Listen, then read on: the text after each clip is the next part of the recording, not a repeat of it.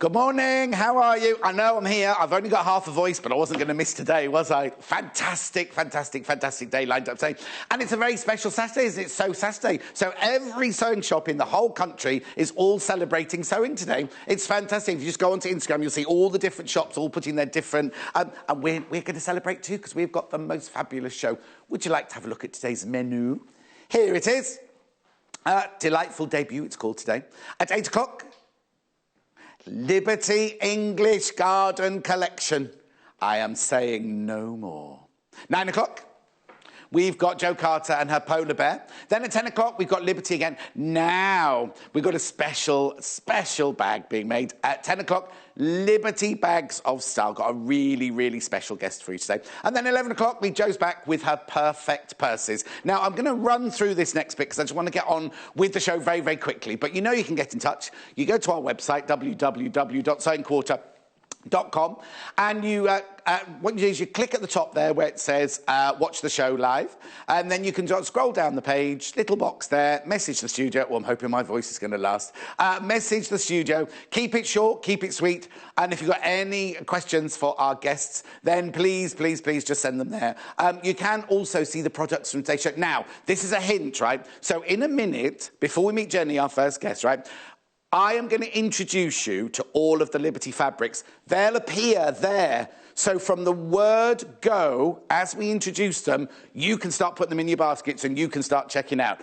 Talking about checking out, if you scroll back up to the top of the screen, when you've put them in your basket, you see the top right hand there, I would advise today, more than any day, both with the Liberty and with the Jo Carter polar bear. Ooh, polar bear. I would check out your basket straight away. Now, it doesn't matter how many times you check out, you only pay one postage packaging of £2.95. So if you see a fabric you like, then check it out immediately. If you want a polar bear, check it out immediately. I only say that because I know today I'm going to be saying sold out, sold out, sold out, sold out loads. If you've got any pictures, listen to my throat. If you've got any pictures you want to send in, it's very easy. You just email them. studio@sewingquarter.com. studio@sewingquarter.com is the studio@sewingquarter.com is the email address. Right, let's start. Before you meet Jenni, the guest, I'm going to introduce you to the fabrics. I've been going to Liberty's. You know, I talk about it all the time. I've been going to Liberty's for years and years and years.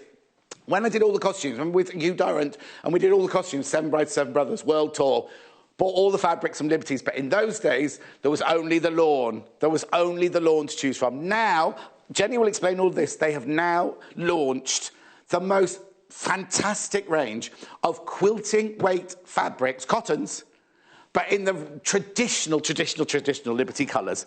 Look. I've got 23 of them to show you today. 23. This is the whole collection. The whole collection. Now, what I'm going to do is I'm going to go through all the fabrics one time very quickly. I'll introduce them all to you. Then I'll introduce you to Jenni, and she can talk for the next hour because I'll just be standing amazed by her stories and everything like that. So shall we start? Shall we start? Now, I've got no Jay and I've got no Amy today. I've got Hayley as my floor manager, so anything could happen today. Right, I'm glad this is number one. This is we use this on Seven Brides, Seven Brothers. I love this print. Have a look.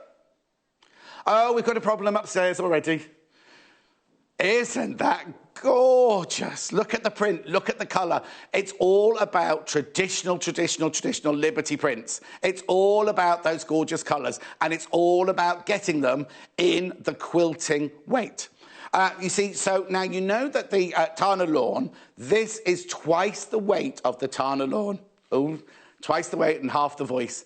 Isn't it just exquisite? We will get the graphics to you as soon as we possibly can. As soon as we put even the computer's so excited that they put the first one in, the whole computer system's crashed. Right, what's this one called then? There we go. Mamie. Oh. Look at this gorgeous fabric. Here we go. This is the pink Mamie. This is pink Mamie, this one. Isn't that just exquisite? £7.95 for half a metre. £7.95 for half a metre. Can we just go close on that one quickly, please? Because I'm going to have to move on quite quickly. Look. Traditional, gorgeous, stunning. Oh, Pete, they're going in basket straight away. Going in basket straight away. Right, now I'll get Hayley to fold those as we go around. Right, we've done them in families for you. We've done them in families for you. Look. Beautiful, isn't it? Same fabric, it's the Mamie fabric again, but this time it's in the yellow. It's in the yellow. Isn't that just gorgeous? Now, the thing is, Davinia emailed me last night saying, oh, but I don't do quilting, I do dressmaking. Can I use this fabric for dressmaking? Of course you can. Of course you can. It's like the most exquisite cotton. OK, that's that one.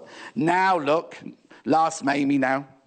Oh, this is beautiful. Oh, this is going lovely with my shirt, this one, look. Isn't that gorgeous? Don't talk, Hannah, just press buttons. Yeah, the trouble is, you see, Hannah adores this range. Producer Hannah absolutely adores this range. Everyone that comes out, she's like, oh, I have to have that one. Oh, I'm going to make a thing out of it. Oh, I'm going to make a blouse out of it. I'm going to make a quilt out of that one. It's beautiful, isn't it? Right, next on to the next one. Look at this. These are so stunning. Oh, I'm sorry, I'm now doing a Hannah now, aren't I? Look at this one. Look at that print. You see, they're all traditional liberties, aren't they? This is called the Pink Emily Silhouette, this one's called. Stunning. Now, I can see loads and loads and loads you're putting in your basket. Check out. All I'm going to say to you is check out. I will keep you advised on stock levels as we go on. Right, this one was definitely in Seven Brides. Emily Silhouette again. This one's in the yellow. It's beautiful, isn't it? That is such a rich, beautiful yellow. What we'll do is when Jenny comes on, she will tell you all about the history and the patterns. And, I mean, she gets more excited than we do about this. It's going to be fantastic. OK, that's that. Look at the colour of this one. This is Helen Mirren. This is Helen Mirren all over this one. Look. It's not really Helen Mirren. I'm thinking it would suit Helen Mirren with a lovely silver. Oh, look. That one's lilac. Emily Silhouette there. They're stunning, aren't they? I know. How are you going to choose? £7.95 for half a metre. Lots of people multiple buying already. Right, then look at this one. I'm going to be doing a lot of that. Oh, look at this one. Oh, look at this one. Did I make a funny noise? I made a funny noise, apparently. Look. Oh! Now, they call that the green. It's so much more than green, though, isn't it? It's that lovely, really gorgeous, yummy colour. It's a very, very rich green, that one. OK, then look at this one. I don't know how you're going to choose. I really don't know how. Do you know what? Buy a bit of all of them. Buy a bit of all of them, I would. Look. In the same way, this is the last one. This is the last colour of this range. This is Emily Silhouette in the blue. It's kind of got a bit of... it's got like a bit of lavender in there as well, hasn't it, colour-wise? Purpley blue, a purpley tinge hue. Right, now I've got two of this one. This is called Leaf Trail, this one. Oh, you see, that screams Liberty. I mean, obviously, because it's Liberty, but do you know what I mean? If you thought of Liberty furniture, if you think of Liberty fabrics, you're automatically going to think of a pattern like that, aren't you? So that's blue Leaf Trail. I've also got Leaf Trail in the pink. Don't worry, we'll go through all of these again. I'm just showing you everything so you can start making your mind up. Making your mind up, as Cheryl once sang. Look, that's a beautiful one, isn't it? That traditional, gorgeous print. I just love Liberties because it takes tradition and then it makes it just, well, it keeps the tradition but adds a little something modern about it, doesn't it? So that's the Leaf Trail in, ink. That's called ink, is that right? It's meant to be pink. I think that's meant to be pink. I think somebody spelt pink wrong there, haven't they? I think that's what it is, because it's not ink. It's not ink. It's definitely pink. Oh, now, I don't know which one to show. Oh, this is Ricardo. This is Ricardo. Look at this one. Now, I might have gone out of order here. I have, yeah. OK, this is, yeah, I'd say this was pink. Isn't that gorgeous? Look at the detail that goes into all of that print. That's Liberty Pink Ricardo. OK, then I've got Ricardo in. It's like a blue and yellow, this one. And then I've got a lilac-y one coming up afterwards. So it's in yellow. They call this one yellow. Isn't that? Look at it. Look. Are they primroses or primulas in the middle there? And a little bit of iris there. I'm learning a lot about flowers since I've been here. So that's that Ricardo in yellow. There's 23 of these to get through. This is Ricardo in... Oh, look. That's lilac Ricardo. Oh, just gorgeous. Aren't they beautiful? Right, now moving on to, I think this one's Flower Fall, isn't it, or something like that, this one. Oh, sorry, that's Ricardo, it's still in there. This is what? Tumbling Daisies, that's right, Tumbling Daisies. What did I say, falling flowers, tumbling daisies? Same thing, isn't it? Oh, look. Now, you see, I'd use that in a quilt as my blender. I'd sort of use that as my blender. Wouldn't you? That's Liberty Pink Tumbling Daisies. Oh, yeah, I'll point that a second now. Right, I've got it in the blue as well. Now, this one's in a kind of... Oh, they called it blue, sorry, I'm jumping ahead. Yeah, blue. It's kind of got a greeny blue tinge to it, this one. Duck egg, almost duck egg, isn't it, that one? Right, now the next one, these are gorgeous. They're tiny, tiny, tiny prints. So I might have to get really, really close on this, but this is just beautiful. Can you imagine a blouse, a really lovely shirt made out of this fabric? This one is called... This one's natural, apparently. I just said it was more cream than natural, this one, but... Right, that's natural. That's definitely natural. OK, that's definitely natural, right? Then there's a pink one. Oh, what I'll do is on the next one, I'll put my hand in the shot so you can see, because it's a really, really tiny, tiny, delicate print. Look, if I just put my hand in there. Look at it in the pink. Oh. Beautiful. They're all £7.95 for half a metre. That one's called Liberty Pink Newland Large. Yeah, loads of people checking out the baskets already. And then this one. Now, this is the other one. This is the one I said was... Well, have a look, have a look. This is cream, this one. This one's called cream. I don't know why it's called large. It's the tiniest flower I've ever seen in my life. That's beautiful, though, isn't it? I'm sure Jenny will have a reason why it's called large. She's nodding her head. She's nodding her head. She's dying to get on. I won't be long. I won't be long. We're going to learn so much. We're going to learn so much in this hour. We're here for 2 hours, this hour, and then at 10 o'clock. Look. This beautiful. Look at this. This one's called Liberty Lilac English Berry. Loads of you checking out already. Now, we have got lots and lots and lots of this fabric, but I have to warn you, so many people... It's only 8:15, and so many people are checking their baskets out already. Brand new collection. Brand new collection. Right, here we go. Oh, look, that's a real... Now, you see, I'd call that a really lovely kind of salmon-y pink one. It's just beautiful, isn't it? Liberty Pink, English Berry, £7.95 for half a metre. Brand new collection, brand spanking new collection. And it's all in quilting weight. OK, just a few more to show you, and then you'll meet Jenny, I promise. Now this is nice. Look at this.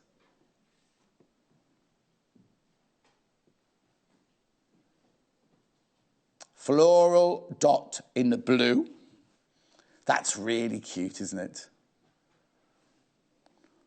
And now you'll see Jenny using this later on. It's just gorgeous. Well, you'll see her using all the fabrics later on. Then we've got it in the pink. Nice, isn't it?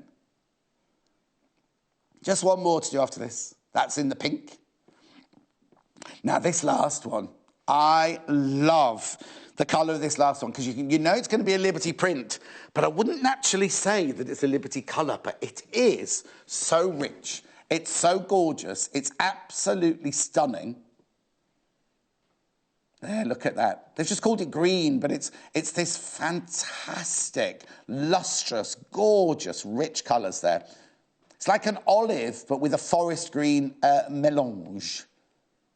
So that is all 23 fabrics. Now, they're all £7.95 for half a metre, and they're all the quilter's weight. Now, what I'm going to do now is, if you've not been watching us the last couple of weeks, there's a very short, it's about 30 seconds long, right? This is the promo that's been going out to tell you all about Liberties, and then Jenny will be here to tell you everything. Just watch this. Just watch It's iconic. It's very British, and it's coming to Sewing Quarter this autumn. For the first time in several years, Liberty is launching a new quilting-weight fabric range, and you can get your hands on it here. The English Garden collection combines intricate florals with a pastel colour palette inspired by wild flowers. There are 23 prints to choose from, each one lovingly designed in Liberty's signature style. Whether incorporated into patchwork or used in their entirety, these 19th century inspired fabrics will turn any good quilting project into a little Liberty masterpiece. Our quilters will be demonstrating some project ideas to help you make the most of this fabulous new range. So watch this space to hear more about the Liberty English Garden collection, coming soon to Sewing Quarter, Freeview Channel 78. Coming soon, not coming soon, now. It's here now. And this is Jenni Smith. I don't know what... I bow down to Jenni Smith. She's anything about fabrics, anything about... You just know everything, really, don't you? Well... you've been here before. I have. Came in, didn't you? What were you doing last time? I came in and did some quilting a couple of weeks ago, That's right, you did. Before we go any further, before we talk about Liberties, before we talk about the quilt behind us, just give us a little resume of... because everybody knows who you are. Just give us a resume of what you've done and where you come from. Well, I teach quilting. I've got my own studio in Ilkley, so I teach a lot of quilting. That's what I really, really love. But I'm also a dressmaker. I was taught by sewing legend Anne Ladbury, and I've started to release some of my own skill-building dressmaking patterns as well. And I do a bit of textile art. So at university, I studied art history. So Liberty, for me, that's kind of where the connection comes in, because I love the stories and the heritage and everything like that with the fabrics. So generally a bit of a all-rounder, I think, in the sewing world. So how did you then get... Because we all love Liberty's been around forever. So how did you get involved with Liberty then? Well, I went out to Quilt Market in America for the first time, and that's where I met Pauline, who works at Liberties, and I started talking to her about I saw this collection for the first time, and I think I was so excited. She was like, well, do you want to come and maybe do some work with us? And then I got to go down to Liberties and have a look at the archive, speak to people at the design studio, see how all this comes together, which I know a few years ago, I sometimes write down little goals in a notebook, and a few years ago I'd written kind of that I wanted to go to the Liberty archive. So to actually be there was really magical. So now, does that mean going forward, because they're going to do 2 collections a year, aren't they, of this quilting weight? Are you going to be involved in the process? Yes, very much so. So it's going to be really nice I've already had previews of what's coming next, and, they're definitely committed to these quilting cottons. There's going to be more. There's going to be lots of exciting developments in the future, so that's wonderful. That's all she's going to give away. She's not telling anything else at all. So now, a lot of people, like my friend Davinia emailed me going, oh, I love Liberty prints, but... is it only for quilting? It's not... I mean, can you tell me the difference between this and the Tana lawn, for instance, that everyone will be used to? Yes, so the Tana lawn, it's a lighter cotton, isn't it? It's got a much more crisper feel. Actually, the cotton comes from Lake Tana in Ethiopia, and the lawn is the sheen, the finish on it, so it's got a silky touch. So it's lovely for dressmaking, and a lot of people do quilt with the lawn cotton, but, it's a finer... It's a finer cotton to handle. The idea with the quilting cottons is they're more robust, to put it simply, really. They still feel... gorgeous. I've had them in my studio for the last couple of weeks, and everyone who comes through to class, all my regulars, have been stroking it as they come by. So it feels, still got a really lovely feel to it, but in terms of weight, it's about twice as heavy as the long cotton. But it's not heavy. It's not. So in dressmaking, the Tana lawn is exquisite, but it does feel like a very fine... parachute silk, doesn't it? It's got that... I mean, it's cotton, but it's got that very, very fine, almost diaphanous feel to it, hasn't it? Yes. Whereas this is a good quality, sturdy cotton. But when I say cotton, when I say sturdy cotton, I'm not saying like mattress type cotton. It's just a really, I mean, that's so. It's just the most fantastic weight, really, isn't it, for quilting and projects like that? Yeah, definitely. It's really nice to cut through. It's really lovely to handle. The width of it is a standard quilting cotton, as opposed to the long cotton comes wider because people use it more for dressmaking as well. The base cloth of this, it's called Lazenby, after Arthur Lazenby Liberty, who set up the company in 1875. Not George Lazenby, James Bond. But it's a really lovely base cloth that they've chosen to... And I think some people... maybe slightly, they'll say, but on the long cotton, because the long cotton's fine, you get that kind of crispness and that detail in the printing process, but you get that as well on this base. I was going to say, exactly. There's no difference at all. If you didn't touch this, if it was on the, you know how you go into Liberty, they're all on their bolts like that. You wouldn't look at this and go, oh, that's different, would you? You wouldn't look at it and go, oh, that's not the same. It's got that fantastic, you can see there, it's got the most gorgeous, it does have a silky feel to it, doesn't it? It's a really, really beautiful, weight, but a beautiful finish. And that's the English Garden Collection. They've only just launched it, haven't they? Yes, like literally it's been hitting the shops this week, so there's been quite a furore on social media. Everyone's getting very excited about it. Now, as far as we know, we're the only, we've been told we're the only shopping channel that has this, so we're very, very proud about that. So how did the range come about? Do you know, like, how did they even start thinking about doing this? I think what they wanted to do as their first quilting collection was to make it iconic Liberty. So they wanted people to see it and recognise that instantly. Yeah. And so what they've done is they've gone back to their archive prints, as they do, with a lot of the long cottons as well, and they've selected different designs from the archive, reworked them, recoloured them, and then they've introduced a couple of new prints as well. So this one, the Mamie, we're going back here to the 1930s. But you can see that, can't you? You can just see that. Well, obviously, like you, I did history of fashion, not the history of fabric. But you could look at that immediately and see a gorgeous 1930s dress being made out of it. Yeah, and this would have started out as a wood block originally. Oh, okay. So at that period of time in the 1930s, Liberty had a mill in London at Merton, and that's where I've got a nice illustration, I think, here. Brilliant. So you can see, hopefully, here. Is it too shiny? Oh, it's only going to.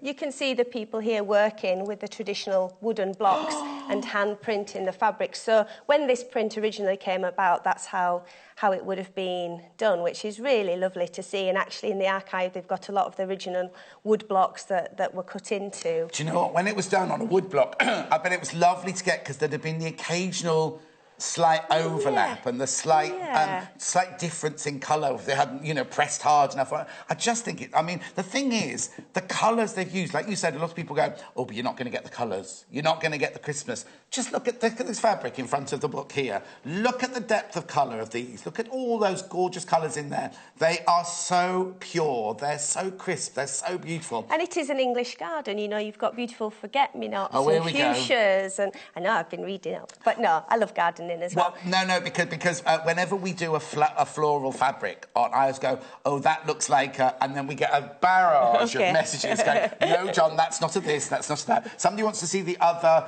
colourway in this one. I'll do that one now. This is the Mamie, isn't it, this one? Yeah, the Mamie. Yes, it is, yeah. So that now, look, so that's what they call the pink, that the coloured one, loads you got. This to me screams Liberty, because I suppose it was one of the first Liberty fabric prints I ever saw, because, as I say, we used it in Seven Brides for Seven Brothers, and I fell in love with all of these fabrics then. A mustard's kind of, in here, is kind of like a neutral. It goes with everything. Yes. And this denim blue does as well. So I just kept pulling this fabric back out and, to work with all the others. Yes. It just seemed just to waft that one go there. for me, would you? Okay. Yeah, you might as well do some wafting. I'll do the folding. Oh, I like this one as well. So this looks really nice. This is on the border, on the quilt behind us as well. Yes, we'll talk about the quilt behind us in a second.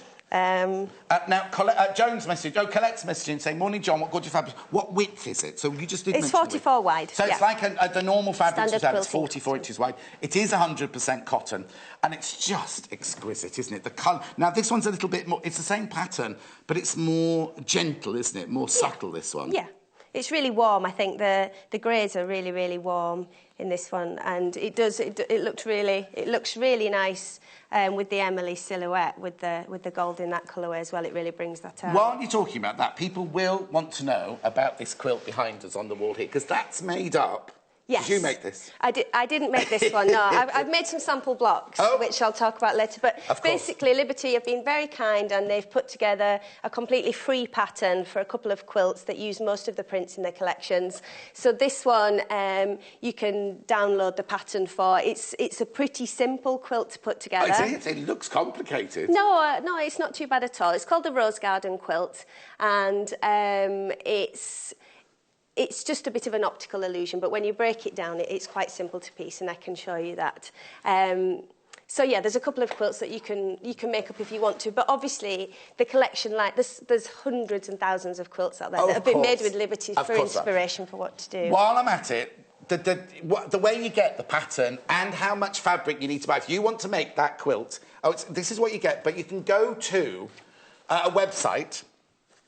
Here we go. It is the EQS website. I'm going to show you how to do it, right? There's the EQ. You just Google or Yahoo or Bing EQS, right? That's the first page that comes up. And then you see there, with all things, you go to News. You click on News. And then you scroll down the page slightly. There, you see the first thing. It says, Quilt Patterns for Liberty Fabrics.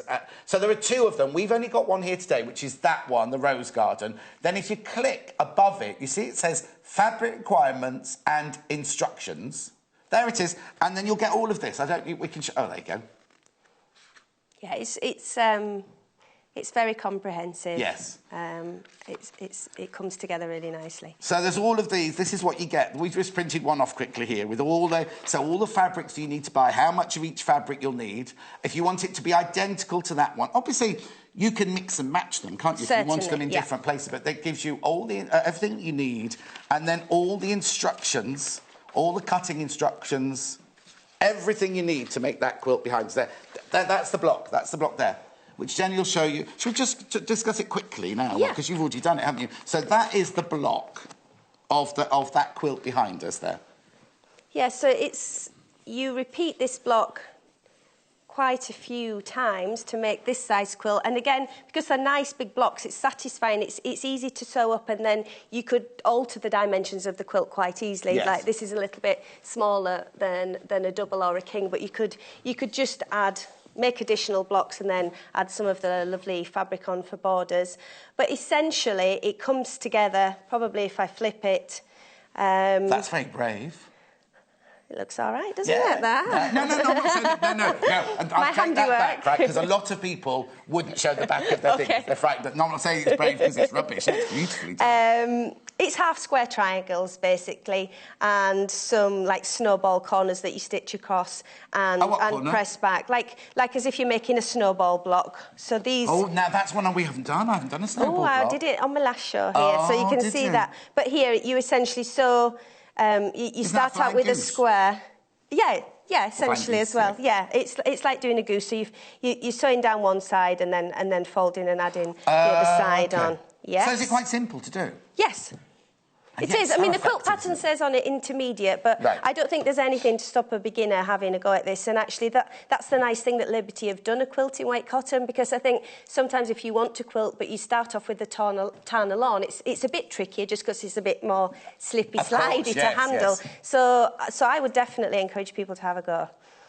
That is fabulous. Because it's, you know, the thing that I love about quilting, I guess, is the opportunity it gives you to tell stories. You know, you're making an heirloom, and that's why it's so fantastic that Liberty's decided to do quilting cottons, because, you know, there's so many stories going into this. Each time I was working with making up the quilt book, you spot different things, and the scale works really nicely in a quilt as well. I'm surprised they haven't done it before. Do you know what I mean? Because you think of Liberty tradition, and you think of quilts and you think of tradition, don't you? And you'd think that... Yeah, I think they did a few prints a couple of years ago, but it wasn't an extensive collection. And the good thing about this is that they're definitely committed. There's another one that's being launched at Quilt Market next week in the States. Are you going to that? So there'll be more. No, not this time, but maybe in the spring. But there's more to come. And Liberty always somehow just works together, doesn't it? Oh, it's really funny, isn't it? Because you can put almost every Liberty fabric in a mess like that, and it's going to look gorgeous. Where some fabric ranges, you put them together, and you think, oh, that is so last year, or that doesn't go with that. Yeah. Whereas if you go to Liberty at any time of year, in any year, they're all going to go together. Even if you were to think, oh, I'd never put that and that together, and yet exactly. they all work. And it's quite good to encourage you to do that. I've made 3 community quilts in the past where people have made blocks with Liberty cottons and sent them in to me individually. And so they've been coming from all over the country, and you put them all together and they work, you know. And this is the same. You could really experiment. You could make up the quilt in different colourways, and it would look fantastic all together. So this is the one. This is the one that you just pointed to, the little triangles, but with the different colour ranges. Yeah. You kind of need this because it's a blender in a way. Oh, yes, definitely. It's really, really handy, and it features quite heavily in this quilt and also in the next quilt as well. So it's called Newland Large. Oh yes, that was going to be the question, wasn't it? This is the cream. We've always got it in pink, and we've got it in natural as well. The natural's in this quilt here. So why is it called Newland Large then? Because it's actually been scaled up from the original design, believe it or not. So the original Liberty design would have been even smaller, and it's pretty amazing because some of these quilt blocks are 1.5 inches square, and you can get, and that's why you know it's a Liberty print as well, because you can get that fine detail in such a small area, and there's, you know, you're not losing, there's no bleeding, there's tiny lines there on the edge of the leaves. It's just really, really beautiful. So, but it would have been, I know the print that's the original, and it's all kind of blended smaller together, so it's shrunk. Because I thought, why is it large? That's why. But I imagine the wood block.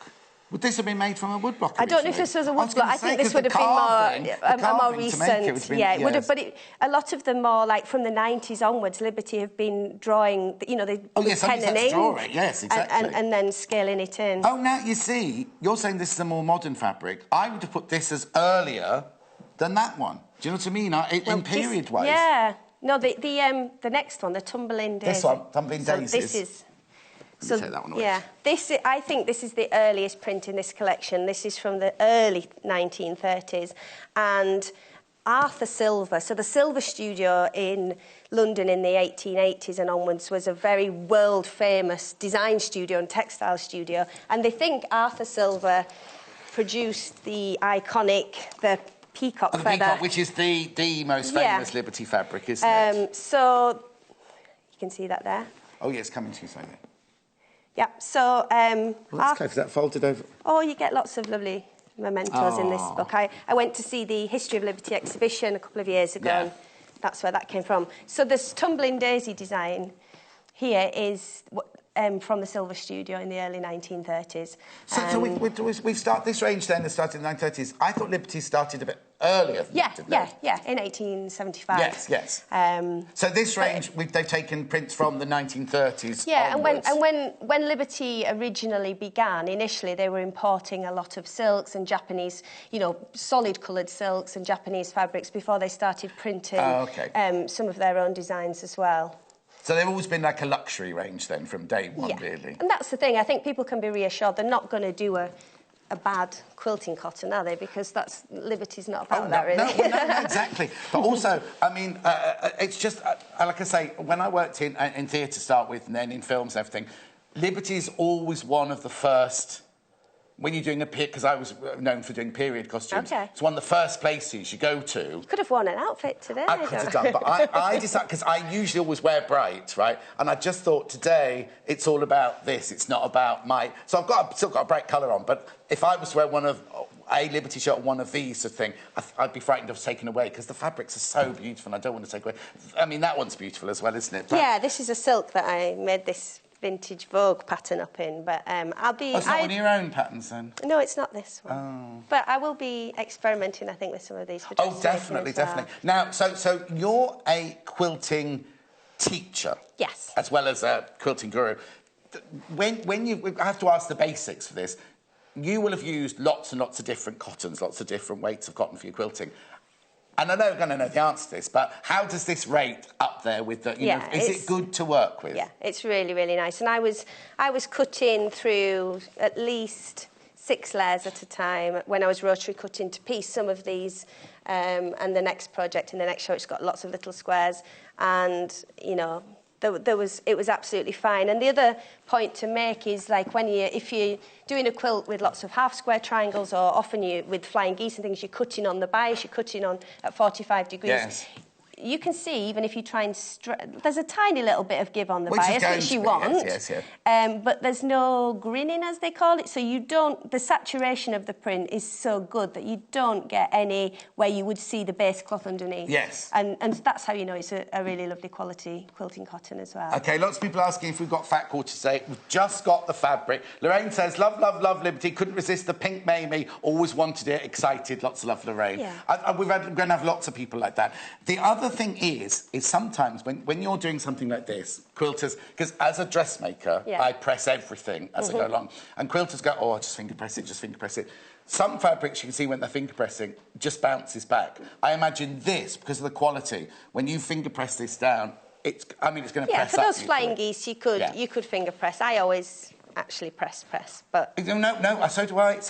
Right, I need to tell you that a third of this has gone already. A third of this pink tumbling daisies has gone already. Is there some left for me? I've got a nice stash. You can have this bit. No, right, OK. Karen says, my grandfather's showroom was next to Liberty's and I used to visit in the holidays. Still love to visit. It makes me feel very nostalgic. It is a beautiful... The shop itself is beautiful, but I think it's the fabrics that create that, because you walk in and it's like walking into like a jewelled cave, isn't it? When you go into that, where all those fabrics are all on bolts. I just think the colours and everything about it. The haberdashery is about twice the size. If anyone hasn't been in the last 12 months as well, it's really expanded, so it's even more amazing. And my nan used to take me... My obsession with Liberty, I think, started when I was about 8, because my nan used to take me to the mill shop in Burnley in Lancashire. Yeah. And you could buy little remnants and some of the Liberty, like the beanie frogs they used to do and that kind of thing. So I just have a memory as a kid of starting this little lawn cotton collection. But it was the prints, you know, it was the look of them that was the draw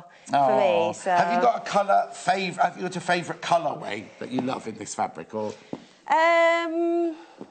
Well, I love this blue. Yes. Because I think it's kind of like a denim blue. So I just imagine it's going to go with everything. Like a pair of jeans always goes with everything, doesn't it? Yeah, exactly. Well, you're saying denim. I'm thinking Wedgwood. You're thinking denim. But only because when I was little, my mum used to collect all that blue Wedgwood with the white, you know what I mean? And it's just that kind of really beautiful... Because it's not just a... blue, is it? There's depth to it. There's like you said, it's quite purpley. It's warm, isn't it? Yes, I think that's the exactly. thing. Because blue's obviously thought as a cold colour. Yeah. And this is a beautiful warmth to it, this one. So this is from the 1940s. The original wood block for this block, Emily.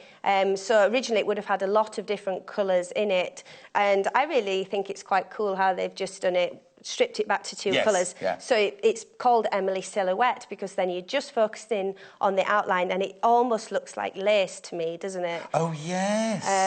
Really decorative. So for the borders on a quilt, it looks brilliant. And also, actually, for a quilt back, if you want to use it on the back, which seems a shame, but I think when you quilt it into this, because it's got a really nice overall pattern, particularly if you were free motion quilting, it would kind of sink in but still look really, really beautiful. I think it'd be beautiful. The thing is, you're saying, oh, it's a shame to put it on the back of a quilt. I've got the quilt on my bed.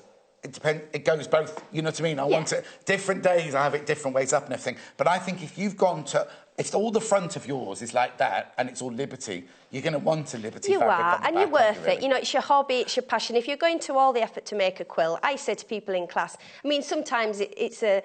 If people can't afford it, there are cheaper options to use a sheet or something on the back of the quilt. But I think when you've gone to all the work to make a quilt, actually it does deserve a nice back, and you are going to have it for the rest of your life, and hopefully it's going to be passed on. It's an heirloom. It's heirloom. But the thing is, right, when I knew we were going to be doing Liberty prints, I was like, oh, I wonder how expensive they're going to be. Yeah. This is... Now, how am I going to put this, right? This is Liberty cotton, quilting cotton, and this is more affordable than some of the other cottons we do here. And if you go... if you go to shops, right, and you see the price per quarter metre of different fabrics, everything. So I'll just show you half a metre. For your half metre for £7.95, that's what you're going to get. That's what... Have I got that? Yeah, that's right. Selfish again. Yeah. That's what you're going to get for your half metre. Oh, and can I show them the selvages? Because everyone in my studio is getting very excited about these. Because the lawn cotton doesn't have the printed selvage, but this, like other quilting cottons do, but it does have the nice Liberty fabrics, and it tells you the collection and it tells you the name of the print. Lots of people even make beautiful quilts with the selvages these days, don't they? Like using them like book spines, making it look like a little library, or I don't know. I'm definitely keeping myself. Oh, no. A lot of our experts all slice these off, and they either put them in books or they sew them together, or they just love, especially that one, because this one's only got the 2 colourways, but the ones that have got several colourways in them, and you have all the different colours down the selvage, and it's just beautiful. Now, again, you see, there's a silhouette in pink, and same fabric tells a completely different story, doesn't it? Yeah, it's really lovely in the pink. And there's quite a few different tones of pink, like you were saying earlier. So the leaf trail's more like a salmony pink, and then the Tumbling daisy that we've just looked at has a different pink, but again, it works together. I mean, in this quilt here, these corner blocks, so it's easier to show you probably on here, they're working together. Yes. And you know, sometimes your instinct would tell you that wouldn't look right. No. And it does. But you can see here, I put all the 4 different pinks that we've got here, right? And yet, look, they're all slightly different, but look how well they all work together. And I wouldn't normally sit here and put all the pinks together, would I? So that's Tumbling Daisies. I'll do these 2 in a second, because we haven't done that yet. This is Silhouette that I'm still on the background here. Excuse me. Are we confusing people? Are we getting too excited? Say that again. Are we confusing people at home by getting too excited? Yes, but they just love it. I'm sorry. No. The people at home, I haven't got the message here, but they're all loving your enthusiasm for the fact. I love this colour. I just love... Oh, here goes Hayley. She can fold those up for us. I love this. It's more than yellow, isn't it? It's kind of a gold. I think it's gold. Definitely. Really rich. I mean, it looks fantastic with the blues. But it also works really well with the pinks. But also, it's like you say with the blue and the pink, right? They're warm colours. I would always tell people, if you've got a pale skin, don't wear the yellow next to your skin because it's going to drain you. This isn't going to drain you. This is going to uplift you, isn't it? Should we make some clothes? Oh, yeah, look. See that? But we're completely different colouring, and yet it works. Brilliant. It's just a gorgeous, rich colour, isn't it? Yeah, really nice. There's some of this on the border in that quilt, and I've used, on the next project, I kept putting little pops of the gold in, because it's kind of a little bit on, that one and the darker green, they're kind of on their own in this collection a little bit, but I like them because when you're quilting, sometimes you need a pop. You know, you need an accent round a star, and those 2 together, look at those 2 together. And that wouldn't be my normal choice of colour, but it works. That's what I said when I was because you wouldn't look at that, but it's not a colour I would be drawn to, and yet in that pile. With the pink, because it looks amazing with the pink. So yesterday, that's the nice thing about quilting, because you're always working with different combinations of fabrics, so you keep seeing them in a different way. I kind of really liked it with that as well. Oh yeah, that's it. Okay, I need to tell you that half the stock of that green dot, what's it called, green? Floral dot. So that's a modern one that they've designed specifically for this collection. Oh, okay. But it's nice, it works, because it's a bit more geometric, it's a bit more ordered, it's a little bit different, it works in scale when you're going down to small quilt blocks. And it's really lovely in the other colourways as well. But that's fantastic when you, say like on this block here, if you suddenly wanted a real accent, a different accent, like on the stars, then you would just be able to pop that in and it would have a real impact. I just think it works beautifully. Oh, what a joy. This is a fabulous programme, and Jenny is so knowledgeable about Liberty. That's from Helen in Derbyshire. Thank you, Helen. Which is true. The thing is, I think if you're passionate about something, it shows through. You know what I mean? It's like, because it's not... I'm going to say, some people have ambassadors that go, right, this is what this is, and there's no passion. You obviously love... I've loved Liberty so when I met Polly, now she was at the end of our meeting, she said, "I think you're going to stalk me now, aren't you, Jenny?" I was like, "No, I'm not. I'm just really excited that you're doing quilting cottons, and that if I can help in any way, that's a good thing." And probably I bored my friends for years, so actually being able to come on here, and talk to people who are interested is nice, because they're probably fed up of me. Hang on, I need to get Ricardo out. There's my Ricardo. Ricardo, these are. There's there. Yeah. How many have you got there? Have you got two? No, you got all three of them? All three. These are flying out the door. Ricardo, pink is the most popular. This was... so if you imagine in the olden days, Liberty was drawn in different ways, designed in different ways on the wood blocks. This shows you how, when they've moved on in the 90s, how some of the designs begin. This would have started out life as a lovely pen and ink drawing that's then probably watercoloured and then put into the computer systems and reworked. So in the archives, have they got the original drawings? Because you've been there. Yes. Have they got all the original drawings? Yeah, and even now, fabrics? a lot of the designs start out as beautiful hand drawings that then they colour, they paint, and then they put them into the system and rework and scale them up and work out their repeats. But yeah, I mean, they are artists working in the design studio. An artist will have sat and drawn and watercoloured and painted. Yeah, surface designer. Liberty have got, a full, very busy design studio, and people are doing this day in, day out. Because you think they'd go, "Oh, we'll just do that one in pink and we'll just do that one in blue." Yeah, no, there's a lot more. There's a lot more to it than that, definitely. So this is really beautiful. I love the iris, just because I love iris flowers as well. But it's a really nice print. It's on the quilt back, and again, it's another one of those. Oh, hang on, on the back of this quilt. I think so. Yes, there we go. Can you see that there? It's a quick look. Oh, look. The thing is, from a distance, it's very kind of enigmatic, isn't it? Because you can't actually, from a distance, you can't actually see the flowers. And it's just when you get close to, and you see the intricacy of everything that's going on in there. Yeah. And it would totally disguise your quilting. If you wanted to have a go at free motion quilting and you weren't that confident, this print is fantastic, because it will make everything look quilted but kind of disappear. It will just sink into it. It's a nice one. And if you wanted to fussy cut, because the other thing to say about this collection, which we haven't mentioned yet, is English paper piecing. Oh yes, which is, hopefully I'll come back with a project on that. But it's what so many people do around the world with Liberty. It's a fantastic weight for English paper piecing. Is this? I've had a go just round a few papers at home, and if you want to then fussy cut the details of these flowers, if you were using small hexagons, you'd get so much value out of one cloth, because there's so many different areas that you could focus in on the iris and then move across to the other details of the flowers. But even if you don't fussy cut this, the proportion of all these prints are so that sometimes you do the hexes and you've got all background and one little bit. Whereas this, if you place the hexes anywhere on any of these fabrics, you're going to get detail, aren't you? Yeah, and it will just be a little bit more robust for paper piecing as well. So I think it's definitely a really fantastic. So where do you teach all? I'm loving this. Is Alexandra? Love all the fabrics. Very hard to hold back, and have ordered several fabrics already. Back. Can't wait to get them. The thing is, they're timeless as well. That's a good thing about Liberty, isn't it? Like you said, you can I keep bringing out my Tana Long collection since I was 8 years old. So for the past 30 years, it keeps No, hang on. It can't. I'm only 39, so you I'm can't. 40. I'm 40 actually. But no, you want me to about 15 actually.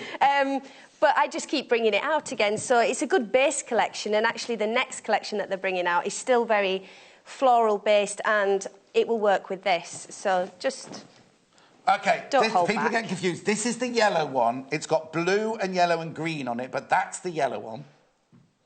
Just so you don't get too confused. That's quite gold as well, isn't it? It's like a pale gold with the, I think. Oh, do you know what? It looked gorgeous. You see now, this is the trouble. When I do a fabric show, my desk ends up like this, and I'll go, oh, put this one with this one, put this one. But I never have a range like this show. So that's the yellow Ricardo there. This is this one lilac. This one called lilac. That one's the lilac one. Do you know what? Even a quilt just made out of the 3 different Ricardos. Oh yeah. Do you know what I mean? If you just No, just on the bottom, that was a little happy accident there. Oh, OK. Little happy accident. It's teeny tiny. But the Ricardos there, they just all came together and looked really, really sweet. We're going to wear a secret now. That's going to be Jenni's next hour, how to make that bag. Come back then. I just think, don't you see, those three, look at those together.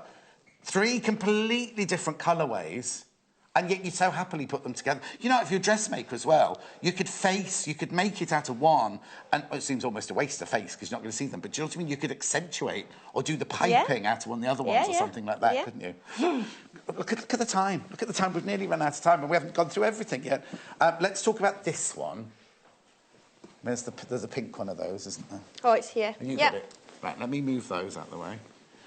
So this is a design, a more recent design, but it has echoes back to some of the earlier ones. There's a print they did with Tom Daly, the diver, that reminds me of this one on the lawn cotton that's a little bit smaller. But this is great because you get length in it. It's kind of like the leaves working its way downwards. So on borders and on binding, it will look really nice. It doesn't stripe.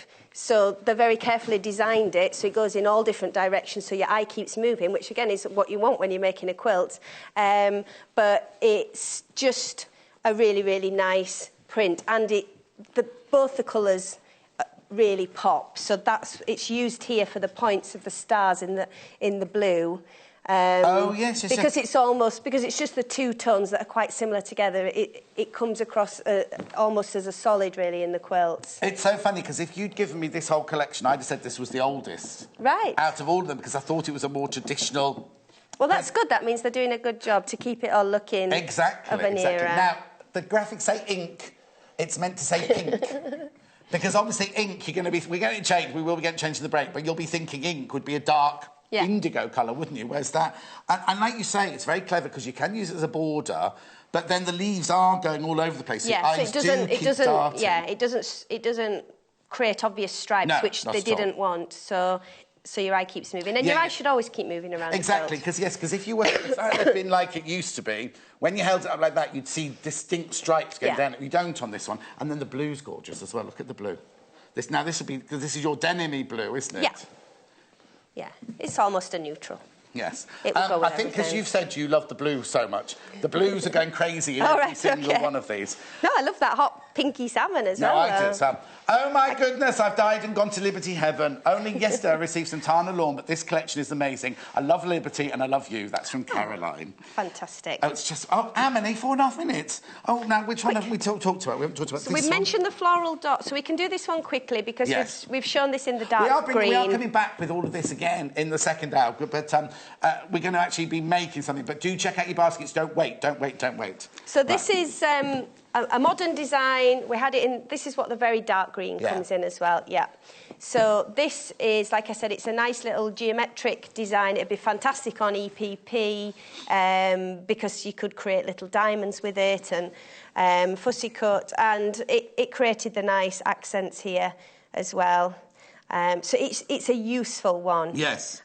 Most definitely. It's a useful one, but it would also make, if you're doing dressmaking, this is the blue one. It comes in pink and it comes in green as well. The green one's the most popular of this one. It's fun. You see that, if you were making a lady's shirt or formal blouse or something like that, and you don't, say like a businesswoman, you want to wear something gorgeous, but you don't want to be over... You know, you don't want to walk into the boardroom... And you know it's Liberty, but you don't want to show off... No, but I think when you make the blouse out of it, people will be like, oh, that's a bit classy.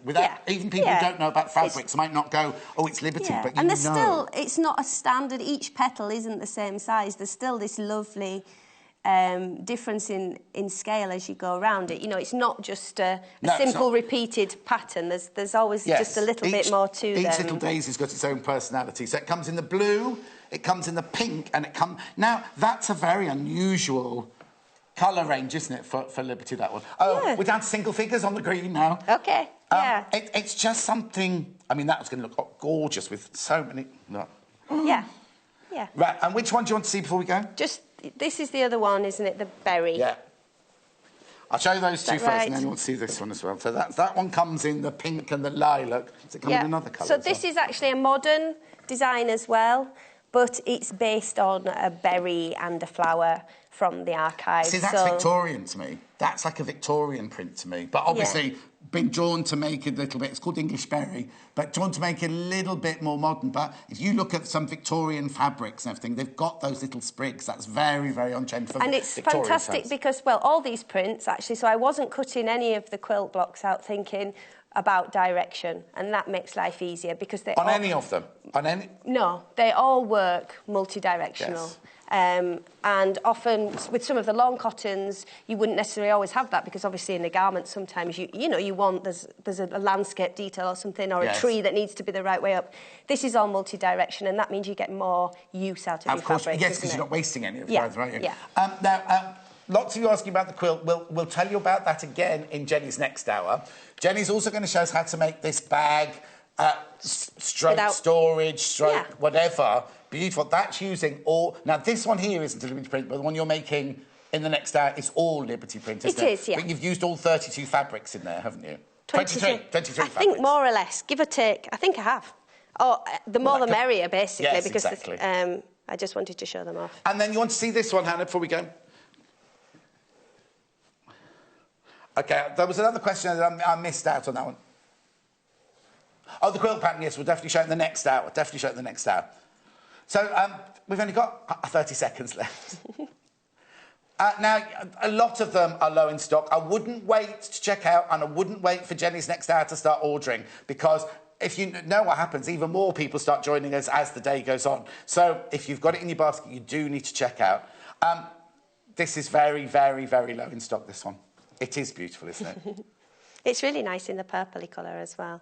The lilac-y colour. I just think it's stunning. Right, thank you so much. Oh, that hour has flown past, hasn't it? Yeah. Go and have a sit down. OK. Oh, no, you've got to make that other bag, haven't you? Go and make that other bag. Cup of tea. And then... We'll see you back here in an hour's time. OK, thank you very much. Don't go anywhere, because we've got Jo Carter and her polar bear. So now I need to warn you again about the polar bear. When she did the elephant a couple of weeks ago, there were hundreds of them. They sold out straight away. I've got as many of the polar bear as I've got of that, so join us in 3 minutes from now. Join us on Facebook. Simply search for The Sewing Quarter and like our page for the latest news and more.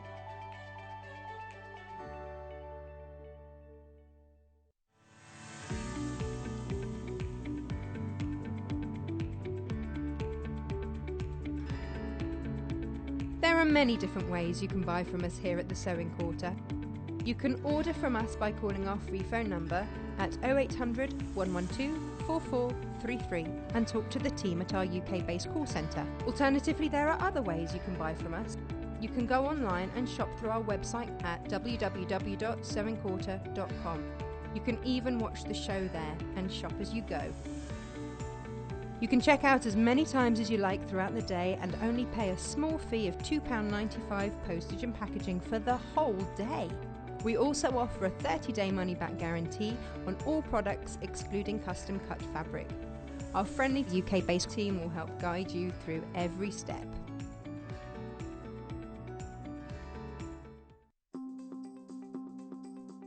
So today I'm going to show you how to do a double stitch. Now you would use a double stitch at the start and the end of your sewing to secure your threads rather than using a really big knot. You're going to want to take your needle through the front of your fabric first and then come out back through the front. So I'm using really big stitches at the moment so I can see what I'm doing. You're going to leave a tail before you then repeat that in and out motion. So you can see that's 1. I'm going to go back through again and that's 2. So you can see I've done 2 stitches in the same place. That's giving me my double stitch. You would then do whatever stitch it is that you're going to go on to do. So I'm just going to do a quick running stitch.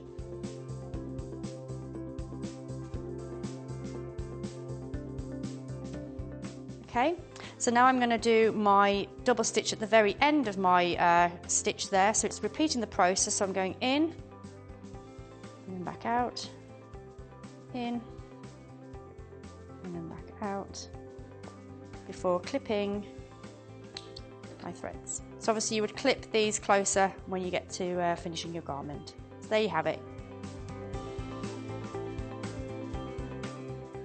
Paul Clark returns to Sewing Quarter on Monday and he's prepared a festive feast of seasonal projects for us. First on the menu is this quirky doorstop. in the form of a gingerbread house that looks good enough to eat. Once he's polished that off, it's time to bring out the crackers, as Paul shows us how to make this novelty Christmas cracker draft excluder.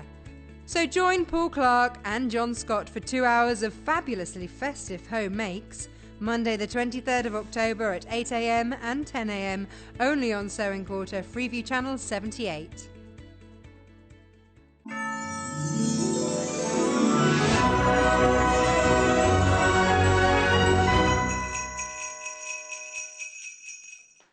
Right, the floor manager's supposed to count me in the start of each show, right? And I'm just looking at her now, and she's so busy going, oh, this one, she's got the Liberty Flag. Oh, this one's nice. Oh, Tom, look at this one. This one's nice. Not counting me in at all. Look. Joe Carter, she's excelled herself again. Look at his face. Isn't he just gorgeous? Now, OK, people putting them in the baskets already. We haven't done anything yet. You can't put it in your basket yet. Look. You can't put it in your basket yet. Well, you can, but you need to check out. When Joe did the elephant a couple of weeks ago, literally minutes, hundreds went in minutes. I think this is going to go even faster. Oh! Now, in each kit, there's enough to make 2 in each kit. There's enough to make 2 in each kit. So you can make 2 gorgeous polar bears for £22 and £19. The only thing you might need... Oh, look. You might need to... You can't see my face. It's just gorgeous. You might need a bit more toy stuffing if you're going to make 2. I'll show you the bundle quickly. I'll show you the bundle. So. OK, then. So you've got... we get the fabric. You get half of each... Loads of you. I knew it would happen. I knew it would happen. Joe, you might be able to go home in 5 minutes. So you get the fabric. You get half of each of the fabric. You get the felt. You get the eyes. You get the embroidery thread. You get the thread. And, most important... Oh, my word, this is a very thick instruction manual. Right, let me just show you this very quickly. Well, yeah, she started a novel. Well, I always said, haven't I, Joe, you should be doing a book. I think she started, right? Right, OK, so there's all the picture instructions. But then, look, all the templates, all the pattern pieces. All the pattern pieces you need. Now, can I just tell you, we're not even 2 minutes into the hour, and 40, not just in baskets, 40 have been checked out. OK, and there are 60 in baskets, right? And about a million, well, I think she's exaggerated a little bit, 1 million people on the phone. I don't think, because I don't think there are... oh, do you get this as well? Oh, you get this as well. Sorry, you get that as well. If you're making 2, you need extra toy stuffing. Can you buy that on our website then, Hannah? We'll check. There's stuffing anyway on the website. Anyway. There's loads. Right. OK, then. Lots of you checking out already. Lots and lots of you checking out already. Oh, thank you. Blimey, Hannah. This is what I've put up with every day, Hannah. You can... right, Hannah in my ear, right, and Hayley's going, oh, did she just really say that to you? Joe's come like it's Christmas morning. Now, are you all right? Do you need me to get you anything? No, I'm fine. I've left a bit of makeup on your shirt, I'm sorry. 70 have been checked out now. I'm 70 in baskets. So just so you know, this is mine. You can't have this one. Right, go. OK. This one has embroidered snowflakes on one foot, chest. I'm going quite quickly. Should I slow down a bit? No. You've got a whole hour to fill, darling. Don't do that. Oh, sorry, I've just pulled that as a shot. Joe's just saying, this one's got... I don't know, it just feels gorgeous, doesn't it? So, like, here, you see, you've got this, and there's one on his chest there, and... There should be one on his bottom. But where's the bottom one? I forgot about that one. OK, then. In a minute, I'm going to be doing the thread for you to make that, and also some ribbons to go around his neck as well. But it's all about this at the moment. They're going so quickly, Hayley's just run into the other room to see if she can make more bundles. So you will be able to buy the silver thread. 100 have been checked out now. Over 100 have been checked out now. Are you saying that you've got to do those at this stage? I'll do them at this point. It's just a bit easier. I actually stitched these ones on when it was completed. But it's easier to do. You get a slightly nicer finish as well if you do it beforehand. Are they difficult to do? No, I just drew a little sketch on a piece of paper and then copied it as I was sewing. OK, shall we just have a quick look at that and then we can... Because Joe's not going to do... You're not going to do that now on yours, are you? No, I've not done that. 105 have been checked out already. Beautiful, isn't it? Right, OK, let's go. OK, it's made from fleece, which is lovely, gives it a really nice soft feel. And I think fleece is really nice to sew with, but it does take a bit of practice. You need to get your eye in a bit with it. Will Chimoya Mary be able to make it? I think so. OK, fine. There you go. Couple of tips with fleece. Use, especially for this bear, use a slightly thicker needle. I've got... on the machine? Yes, a 14, I think. OK. A 90, 14 in the machine. I actually stitched that one using a jeans needle, actually. Why is that? It goes through a couple of layers absolutely fine, but the ears, at this point, you'll be going through the seam allowance, so that's 4 thickness yes. on the ear, and then you've got these as well, so you're going through at least 6 layers, I think, at that point. You used a jean needle, or you suggest using a size 14, 16 needle. Yes. Would you think about using a, like a leather needle or not? A ballpoint needle would be... A ballpoint needle, yes, rather. would be really good for this. OK. What else? I've got some fleece tips. Have you got other fleece tips? Did you not write them down? You got a little gold spot.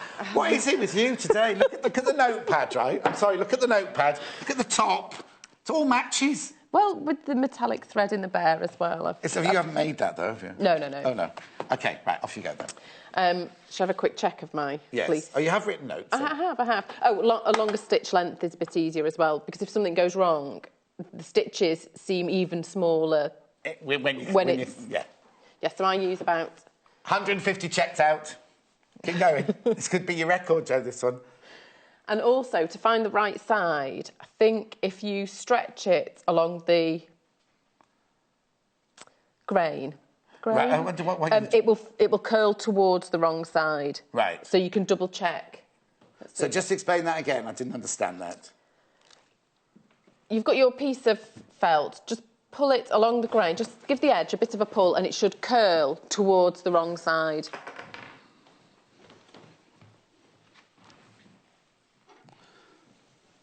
OK, I'm sorry, cameras. Right. So what? So if you pull it like that... Yes, it should curl towards the wrong side. Yeah, that's what you're doing. So if you just get your fabric, I can see that that's the right side, but if you pull it, it curls towards the wrong side. OK, thank you. You better do some sewing. I think something just fell on the floor. Hayley. Thank you. And there isn't really a pile direction. No. But have a look, and if it looks like it's brushed one way, I think there will be pile... Yes, there are arrows on the pattern piece. To show you where... So they're slightly on the bias... You've cut that one slightly on the bias, then, is that... It's the way that the head is... Oh, there. So if you put the fabric, you put that on the straight of grain of the fabric. Yes. Yeah. OK. Right, you better sew something. OK, I'll make an ear. I'll start with an ear. This is quite a fiddly piece. You might want to start with something a bit bigger. Right. I've got those the right But you way. always make your components first. I do. You've only got... Oh, tail.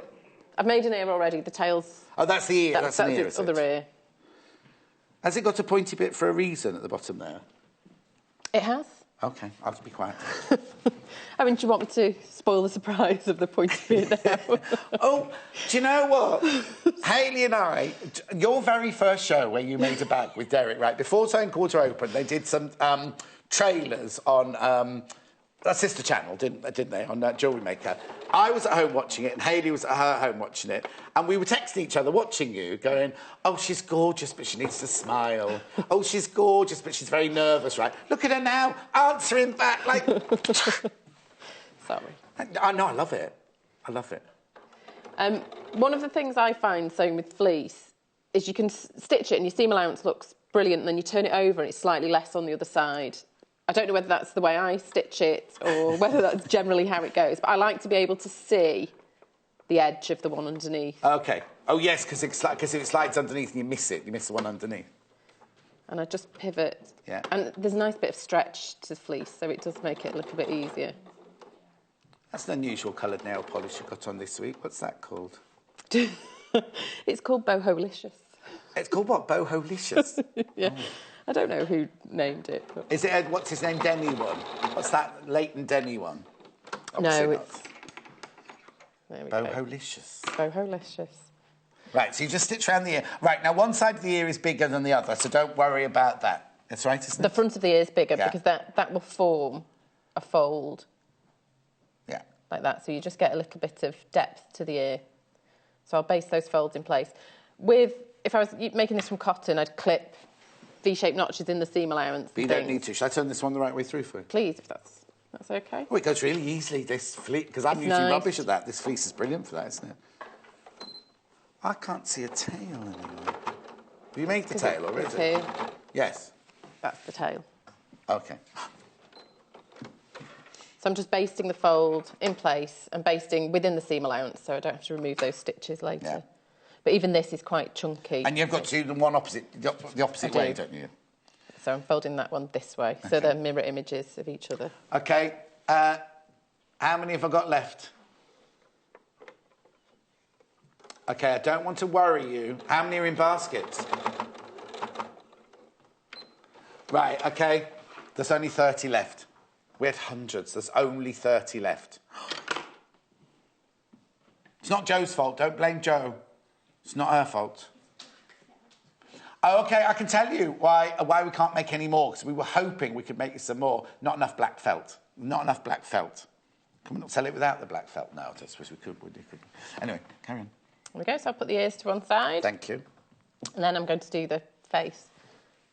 Do you want me to do the tail now? Well, no, I'll do the tail. No, you don't have to do anything I tell you. But the real Joe, the real nice, Joe. polite Joe. Not the imposter. Yes, the one in the Christmas outfit. Would make the ears and the tail first, and then put the... But I'll hold on to this until you're ready to do it. Is that okay? Yeah. I was just going to do the head first Go on, because then. I've read the pattern. That's the way I did it. You wrote the patterns. I know, read but it. I forget. Now, I thought... So the nose isn't applied afterwards. The nose is part of the pattern. The nose is a pattern piece in itself. I think that might be. I'll just remove that. Is that cat fur? Yes, one of my cat hairs, I think. So the nose just stitched straight across the bottom of the middle face. Yeah.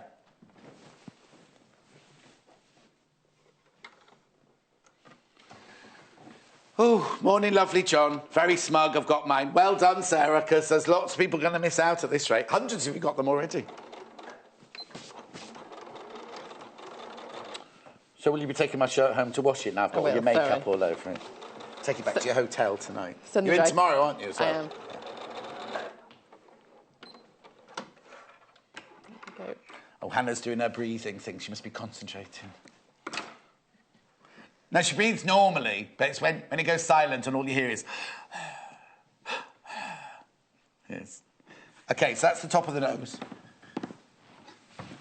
And I'll sew a side face on. I might do this one first. So I'm going to start here at the bottom of the nose and sew up and then bring this round and sew along the side of the face. If people have made a Joe Carter animal before, the basics are...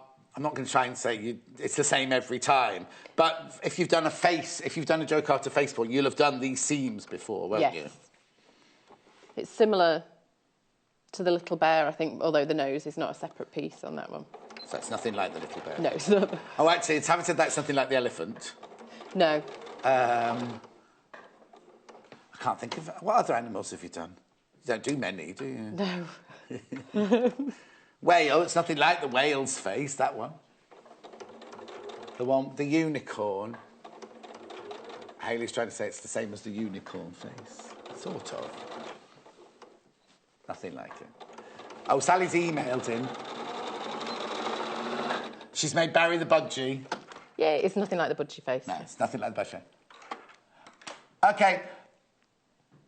OK, So she's made the Barry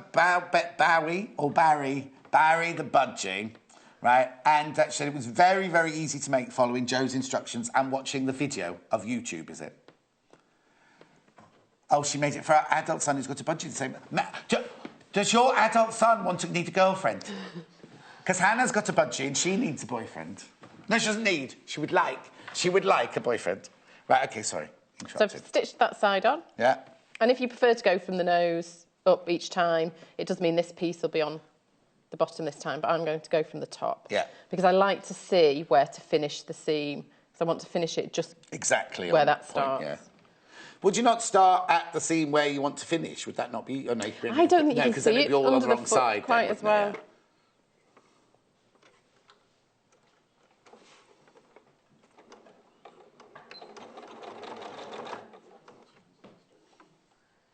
Can you hear Hayley at home, everybody? She's finding something very amusing. And she shouts at Jay and Amy if they mess around. And look at her. Yeah, don't do as I do, do as I say. That's her motto. I hope you're putting those fabrics in the right order. She's not even listening to me.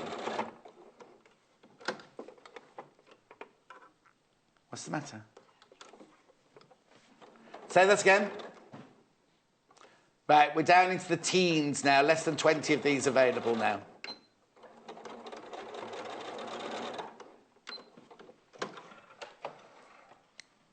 There we go. So that's the nose. Oh. You start to see it come together quite quickly.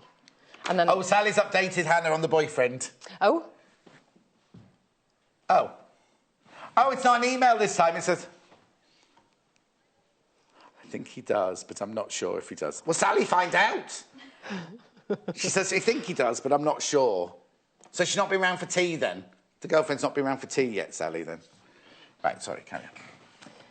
There are darts in the cheek just to give a bit of roundness and one in the middle head, so I'll close these now. OK. And actually, with fleece, it's easier to sew from the top of the dart down to the edge. Would you not do that normally, then? No, normally I do it the other way round. Why? I don't know, it's just the way I do it. I can't think of a... No, because I always, if I'm doing it at the dress, you'd start at the waist and go down to the bottom of the dart. You wouldn't do it the way you're doing.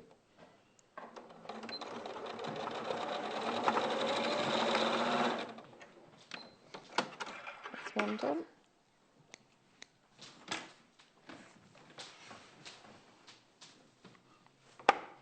So you wouldn't sew them in this direction? If you're dressmaking, no. No, I never do them this way normally, but I don't know why, but it can just catch the edge of the fleece and send your seam off track a bit. Yeah. Going the other way. There we go.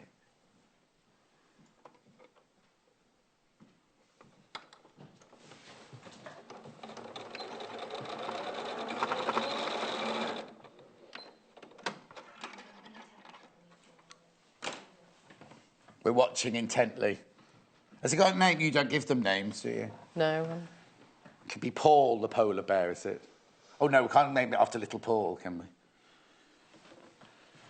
And then I'm going to base the ears in place. Okay. So this actually looks quite simple.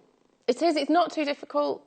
I'm trying to think if there's a tricky bit. Maybe the trickiest bit is this corner at the top of the leg, but actually even with fleece there's so much stretch and give in it, even that's not very difficult. And you're sewing with a normal a bigger straight stitch then? Yes. Okay. I think I've got 2.8, so around about 3 mil. So I'll base these. Yeah, you base that.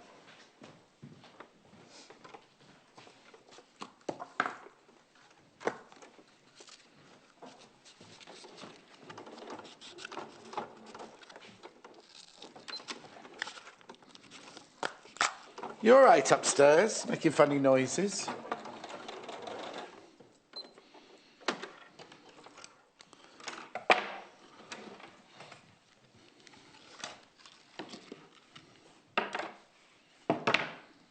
Don't worry about me. Oh, I know what I'm going to do. You can't see what I'm doing, not yet, because I'm customising my polar bear.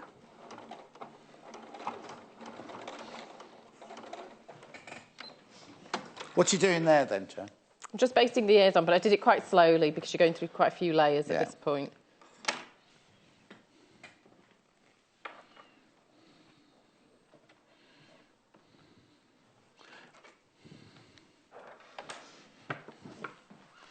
Okay, what are you doing next? I'm hiding mine.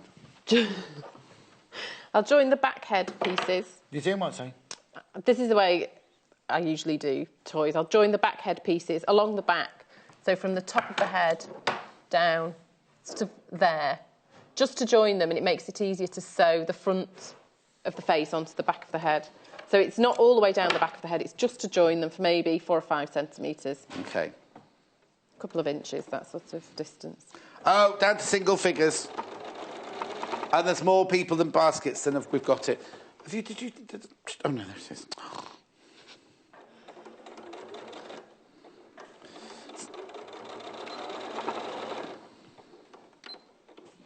Crystal, this bear reminds me of Pippa Luke, the baby polar bear at London Zoo when I was little. Oh. So glad I've got one. Oh, Crystal, that's lovely. She lives in West Yorkshire. I love West Yorkshire. Oh, don't look. Oh, that's too... June, we're going to show you the needles in a minute. We'll show you the needles in a minute, my love. Oh, no, we had them here. Oh, no, we had them here yesterday. What do you mean, no? We had them here yesterday, didn't we? Because, I had them yesterday anyway. Don't look at me, look at Joe. What are you doing next? Oh, suddenly more pieces have arrived. It's just the body. I've just brought some pieces across. Now, the back of the head, it's joined just for a small section, which just means that I can line up the seam in the back of the middle head with the dart in the face.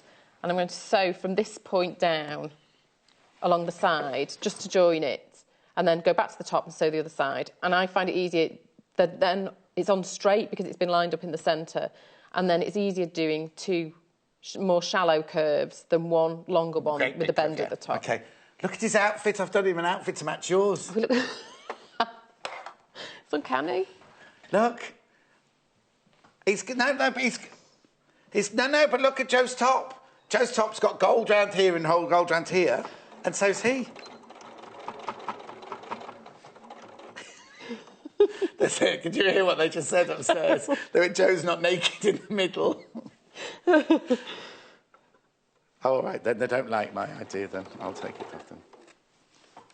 Basically, I've got ribbons to sell you as well, so that you can... June's just signed in. I wonder if you use a special needle. Oh, yeah, June, we're going to do that in a second for you, my love. She didn't give me this ribbon anyway. She gave me this one.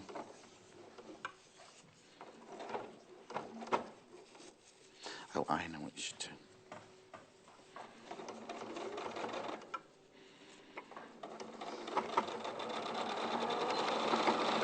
I'm listening. Denise has asked...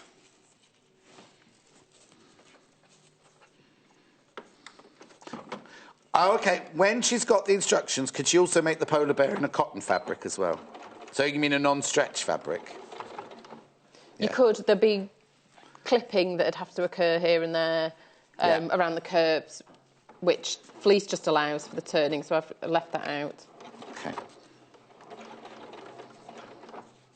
Right, I might have to change the needle for a slightly heavier one. OK. If you've got one here, do you want me to Haley to get you one? Oh, you might need to change the needle if you do cotton, you mean? You definitely need to change the needle if you do that. I'm just wondering whether actually this 14, I'd be better going up. OK, we need a bigger sewing machine needle, please. Let's have a look what I've got here. Have you got one? I might. Oh, we've got one. I might change to a 16. Shall I do the ribbons while you're changing your needle? Yeah? Look, I'll go and do ribbons while you change your needle. OK. OK. The bundle, there's only a few left. You get the metre of fabric, you get the felt, you get the embroidery thread, you get the reel thread, you get the eyes, you get the instructions, and you get the stuffing. There's enough in there to make two. There are enough to make two, but you need to get extra stuffing if you want to make two out of it. Right. It's disappeared off the website because more people have got it in the baskets now than we've actually got. So... let me show you this, first of all. If you want to embroider the little snowflakes onto him, would you just need one of these to do those snowflakes? Yeah. You don't need one of these to do the snowflakes. Lame, yeah. Anchor lame. Not lame. Anchor lame, stranded cotton skein, 8 metres. Oh, you got 8 metres. Got plenty there. £1.95. Just add it to your order. That's lovely. Oh, and did you get the whole leg? Oh, no, I did that accidentally. No, I wasn't being really clever. Look. So you get that. That's to make this is there. Joe advises do that before you start stitching it together. So decide where you're going to put it and do that first. OK? Now, the ribbons I've just done the little tie on him here, like a little... Look. He's got a little tie on now, look. But you could do a bow, you could do whatever you want. I've just done a Windsor knot there. So, I've got 2 bundles of ribbon. Now, you don't need to use them for a polar bear, but I've got 2 bundles this one first. Right, Hayley's displayed these, taken them out, so I'll show you. And can you see these from upstairs?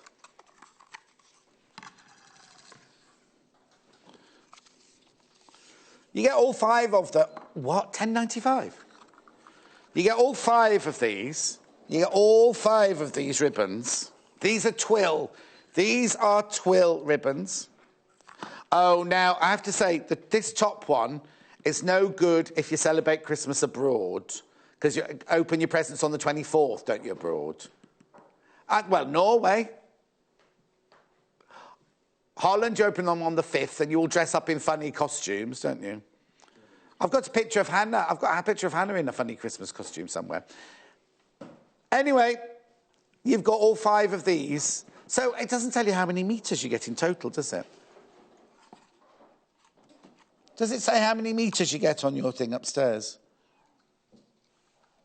It doesn't say on my reel. You get lots anyway, for £10.95.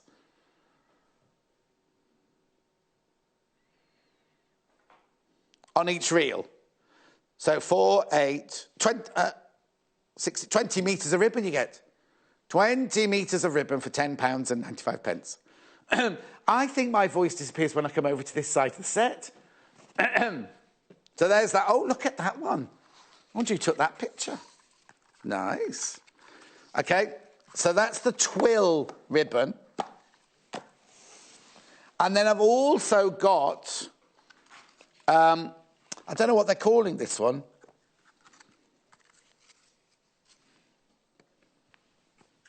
This has got the lame. Oh, yes. Oh, yeah, that means the reels are different ends. That's all. Sateen ribbons, these ones. Well, these are sateen. They've got the metallic ones aren't sateen.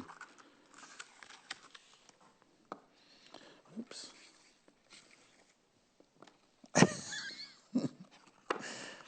Come on now, Silver, help me out. There you go. Oh, this one's only £7.95 for this one. Well, yeah, that's the whole point. You wrap your presents in them. Do not open till the 25th. Where are you going to put that then, Hannah? Not that one. That was in the last lot. Anyway, look at all those. £7.95 you get there. Is that the same amount of mileage? No, not mileage. Meterage as well. That's red, silver, gold, green and red. They won't go with the Hawaiian Christmas.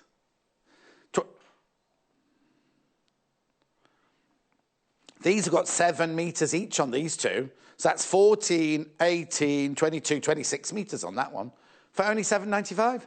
These would be brilliant for wrapping presents in. The metallic ones would be brilliant for wrapping, not wrapping presents in, but wrapping round your present. Sorry, Joe. Oh, I can do those from here. I can do those from here. Needles. Joe said earlier, use either a heavier needle, which you get in your normal kit, or, what's that one? Jeans needle. So that's the jeans needle there. They're all the same size. They're all 14s. Or the jersey... Oh, sorry. £2.45. Add it to your order. Or the jeans... Now, they come in different sizes, look, 10, 12 and 14. Use the 14. Jersey, sorry, this is jersey. £2.45. OK, right. And take it easy when sewing over the ears. Just go nice and slowly, yes. Because Yes, OK. Are you all right now with this one? I am. OK. So you've done the face with the ears. So the last bit of the face is to just sew from the nose down to the neck together. This one could become a badger. If you did that stripe in a different colour... There's a badger. It's black, isn't it, with the badger? Oh, yeah, it would be white. Oh, is it? Which way round's a badger? Is it black with a white stripe or white with a black stripe? It's white with a black stripe, I think. Would those be white and that? No, you don't see white badgers. No, they're black badgers. Oh, I don't know. I think the white ones maybe live in the snow, and the black I've only ever seen one in the wild once.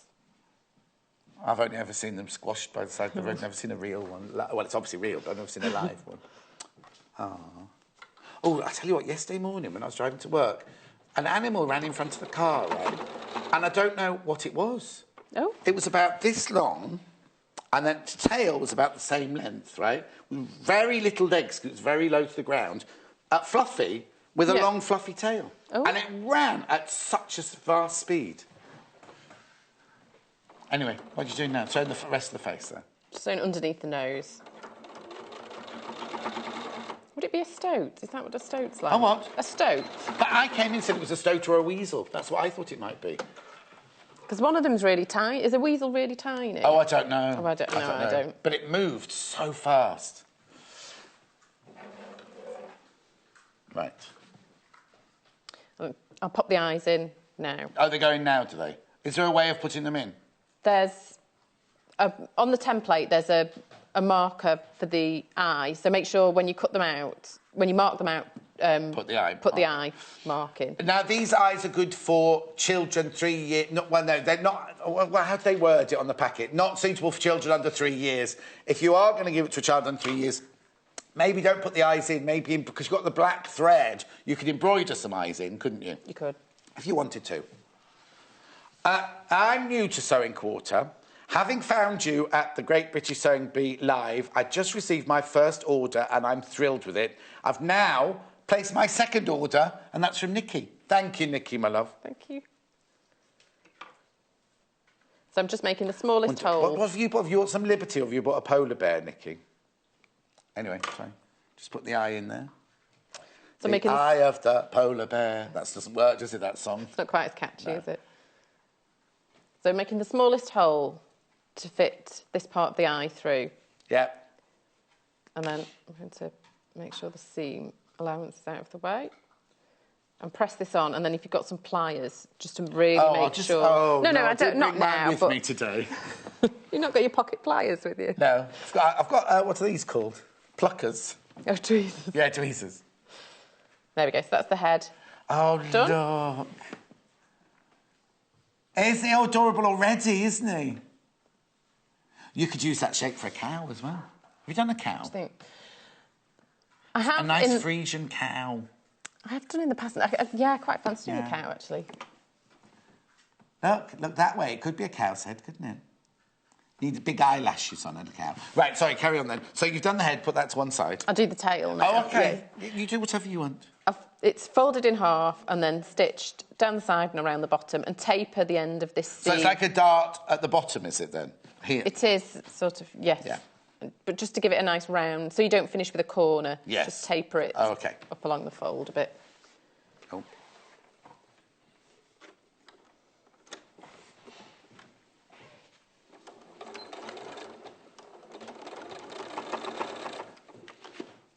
It is probably a stoat or a weasel, depends on the colour of the tip of the tail, Penny. Penny, it was dark, it was 4 o'clock in the morning, 4 in the morning. No, that's why people hate driving behind me around the countryside, because I stop for every animal. I slam my brakes on for every single... That's why, Hannah, that day we were in the car, I was able to do my emergency stop so well. Shame the man behind us didn't. Oh, did you hear? I was taking Hannah home a couple of Saturdays ago, and we had to slam our brakes on. There was these stupid boys in their cars messing around. Slammed the brakes on. I was fine, because I leave enough room, but the man behind me, there wasn't enough room between me and him. No. And normally, when I do an emergency stop, I go like that. I didn't do... Oh, did you not protect Hannah? No. No. Yeah, she laughs every time because, I'm driving her every day of my life. Yeah. Put my arm out, every time we put the brake down, I do that, and I don't know what to do it with not just Hannah, anybody who's in there. And as if that's going to make any difference. Anyway. There we go, so there's the tail. OK. And I pop a bit of filling in there and baste it closed. Would you like me to get you something? Oh, it's gone. It's... Well, how are we doing for time? Oh, ages. Crack on. We've got ages. Yeah. The next bit is to attach the inside... Stuffing, please. Bottom leg. Yeah. To... Sorry, it's me that forgot the stuffing. I normally put it in the bottom of my trolley. Yeah. Sorry. You've had hours as well. I know. Too busy getting your Christmas outfit on. The inside bottom leg... Where's this on him, then? This is this bit. Oh, OK. And it's going to be stitched round the stomach, around this curve. Oh, OK. But the curves are fairly similar, so it's not too difficult to do. Ribbons we got in there, the twill ribbons. There we go.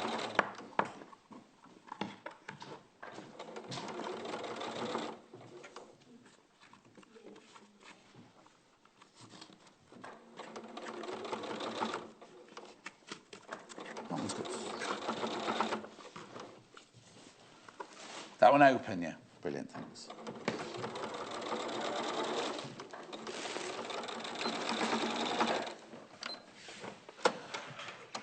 Oh, Marcia was supposed to be sending us a picture. Morning, John and Joe. What a gorgeous bear. I'm baking a birthday cake for my husband. She's made a quilt for his birthday. I do think it's one of those presents that she's made for him, but she's going to get as much wear. And she's hand-quilted it. Wow. And she was going to send a picture of him today wrapped in it, but she hasn't yet. But she's making him a cake now. Oh. Right. So that's the... What's that bit there, then? So this is this curve here at the top of the inside leg. Oh, like on the crease of his underpant line? Yes. Yeah.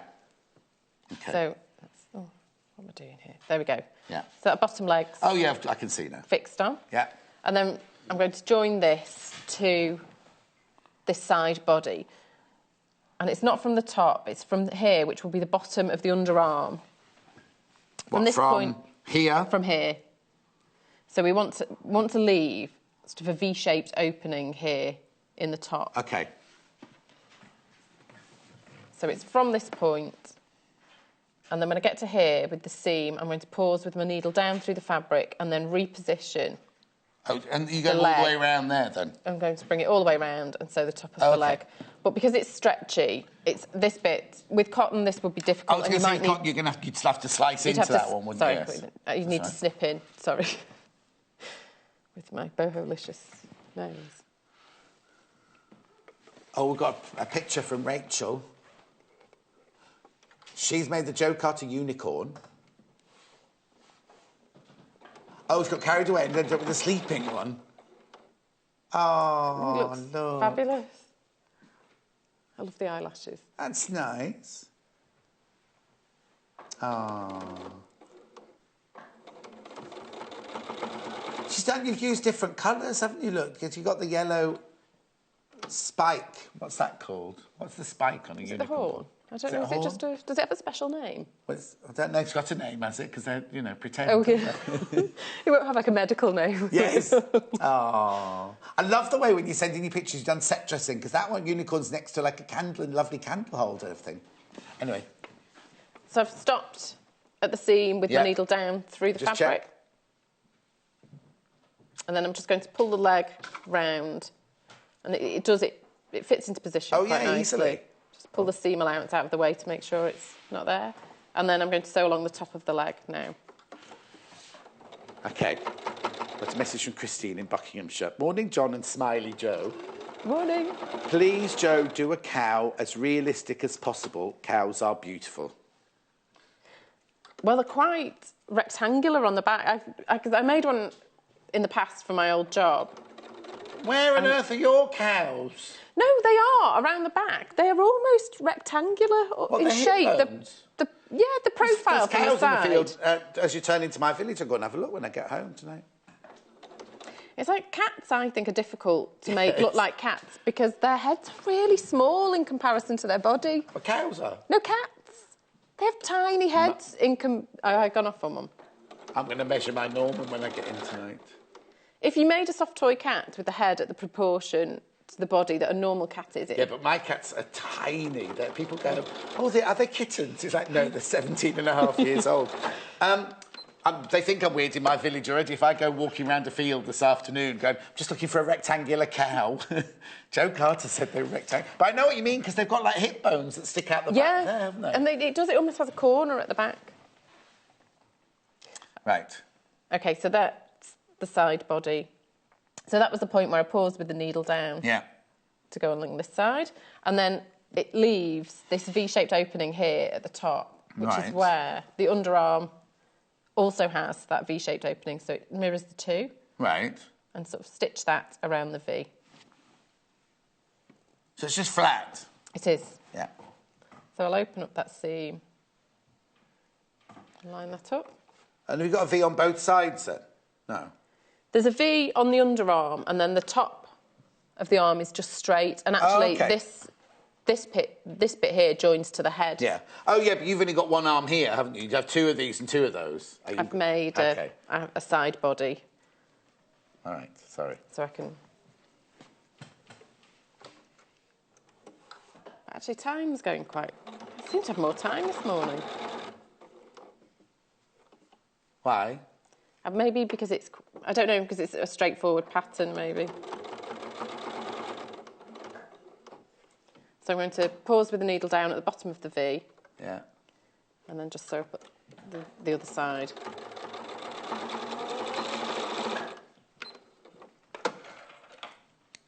And I'll check that the seam allowance is okay on this side. If it's a bit small, just turn it over to this side and stitch, because this is just how it holds the arm to the side body.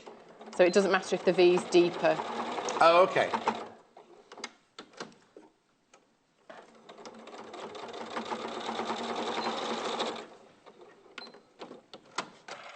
Okay, somebody's asked if we sell the fleece separately. We don't at the moment, but we're definitely looking into it to do it in the future. There we go. And then the top part of the arm has a dart in the bottom, so I'll close that first. Hang on, the top of the arm has a dart at the bottom. Yes, okay. Just to give the hand a little bit of roundness. Where's that then? Just there. Oh yeah, you can't see it in the fleece, yeah.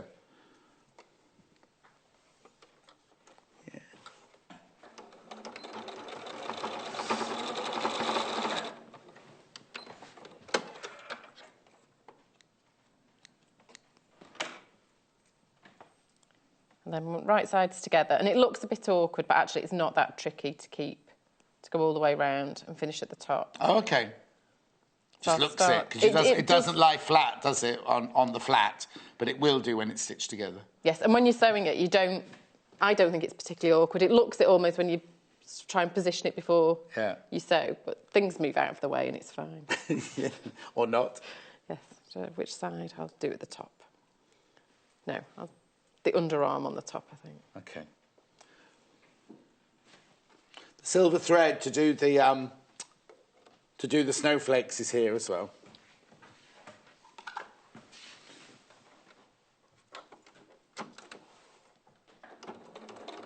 Hannah, do you want to just put that in as well? Yeah, brilliant. Oh, how are you doing that? Oh, okay.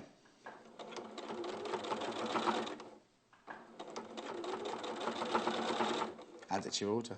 Right, well, I'll wait until it's a definite before I make an announcement.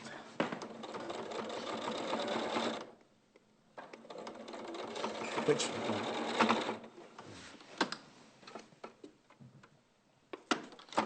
On the whole show. Got 14 minutes. That's okay. So I'm just sewing up the other side now. And you can just move the body bits out of the way.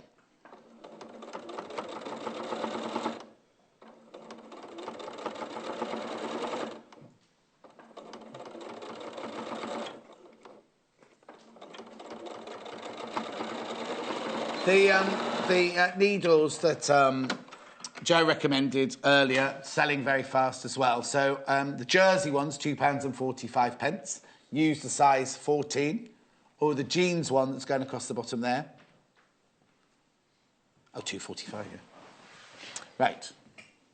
Once I've stitched it, if you flip it over and think, actually, I've not taken as much of a seam allowance there as I'd like to. I mean, this one's fine. But you can, instead of unpicking it, because you wouldn't really notice, you could just sew an extra bit over the top, just inside where you'd want the seam allowance to be.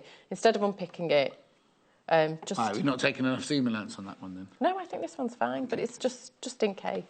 Because it's especially with white, it can be tricky to keep an eye on the edges and where they fall. Okay, so I'll pop, this one's got a foot in the bottom, so I'll pop the foot in now and then I'll join. Is it just the base of the foot then you're adding now? So this would have, if you were following that instructions, you'd have a snowflake embroidered onto the bottom one of those. Yes, I would.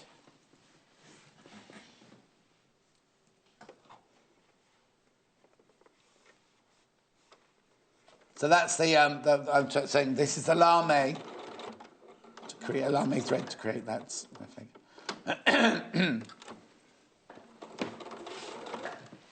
Now, have you got tricks for sewing that thing on the bottom? I make sure you can see the edge of the fabric underneath, so the body, and follow. I've set the needle so it's a 1/4 inch to the edge of the foot. Yeah. And just bring the foot round and then pivot every now and again. It's into position. And if you take a more generous seam allowance on the other side, that's fine, but just make sure that you can see the edge. Because when you're sewing fleece like this, the underneath one has a tendency to slip away, It does. doesn't it? And because it's a stretch, I can just make sure I pull it so the marker at the top will line up with the seam, so I know that this side has fitted properly. But I'm just making sure I can see the fabric underneath all the way around. Yeah. So I'll stop at this top bit and reposition. But that's the great thing about fleece. You can just manipulate it into position. It's much more forgiving than cotton. Oh, yes. Which is why I think Shmoya Mary would be better with this one, because she struggled with the cotton unicorn. But I just tend to do a few stitches at a time and then lift the foot up and the presser foot and just reposition. Yeah.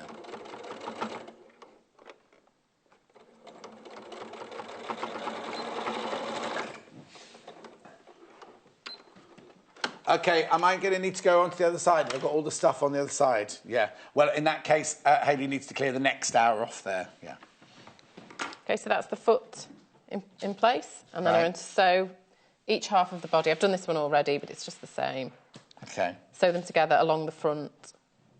I don't think it's quite in this order in the pattern. This is just so I could have one half of the body done already. Yeah.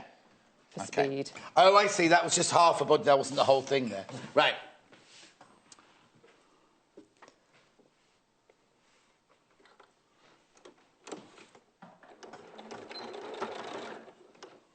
Try and speed up a bit.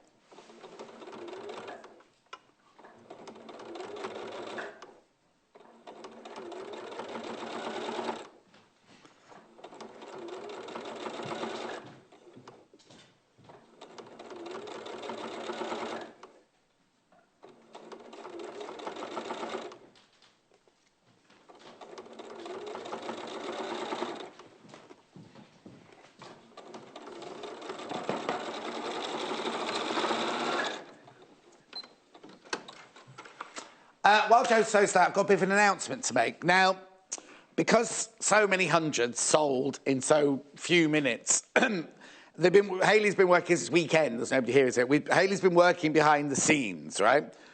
There's no image on the website to show you this, but it's hopefully, if you've missed out, this might help a little bit. So we've got the components we've got, if you want it, is we've got the fleece, 1/2 metre, the eyes, the thread, the instructions, and the embroidery thread. So now, we haven't got any toy stuffing left, so the toy stuffing's not included in here, and we have no, excuse me, black felt left in here. So what you could do is you could make the nose, the front nose bit, out of the white felt, and then over-stitch it with the embroidery thread, so you can create that nose effect. So all it means is you just... you might have black felt at home in your stash, in which case you only need that much, don't you, really, for a nose. So if you've got your own stuffing and you've got your own black felt, or you want to make it, and then so this, you can still make 2 polar bears out of this. You've got enough eyes and everything like that.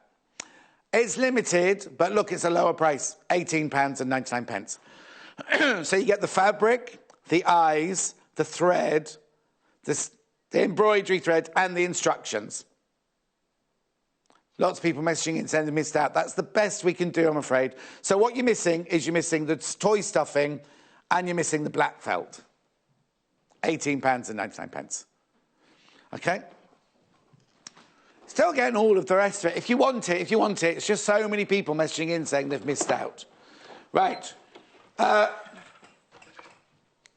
Check out your baskets if you do want that one. Sarah said, Joe, do you flip the pattern over for right and left side of arms, legs and body? Yes. It should say in the pattern, but the templates, if it says cut 2, cut one way and then turn the template over to do the other one. Or fold fabric in half even. Yes, although with fleece, you might not cut it out quite as efficiently. Oh, yeah, so it says cut 2. So you cut one that way Oh, hang on, I'll just wait for them to come to me. So you'd cut one that way and then flip it and cut one that way, Yes. Yeah? And if it says 4, 2 one way, 2 the other. What have you got 4 of? I don't think there's 4 of anything in this, No. actually. No. No, because you only got 2 back ears, 2 front ears. So if you buy... oh, sorry. If you get that other kit that we just mentioned there, all you need to do is, if you've got your own black felt, you cut that out. If not, make it with the white jersey and then stitch over it. Yes, or even a cotton scrap would be fine. Or because you don't maybe don't want it to stretch. So you could use a cotton scrap of black cotton frame. OK, you're talking rubbish now, Hannah. So I've got the body, arms and legs are in. I've not stitched it together at the bottom No, yet. because you have to put you can't just... you need to put a piece of fabric in there of that shape to create the nose. You don't just embroider, because there's no... So you need to cut something out that shape. You see what I mean? You're not just... What we've done on other animals is just sewn a nose. Yeah, no. You have to sew a piece of... Oh, dear me. You have to sew a piece of fabric of that shape in, whether it's the felt or whether it's plain black cotton. Yeah, otherwise you'll end up with a big hole, because Hannah was just saying embroidery. Thank you. OK, well, it's open out like this. I'm going to stitch the head on. OK. At this point. And with this, sometimes I would just stitch it straight across. With this, I'm going to sew it from the centre out, just to make sure it's on straight. But I'll do this. That's the tail. I'll pop that in a minute. That goes in practically last. Oh, have you got... Where did you leave a gap round its bottom, then? I'll baste it on to the back in a minute, just before I close the back. OK.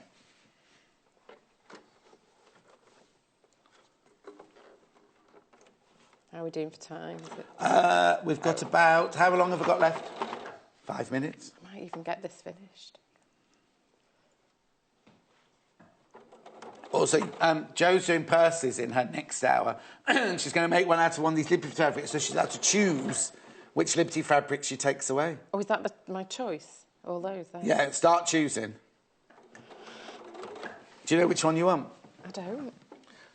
Oh, no, that's going to take forever. I need 2. They're the 2 that look nice together.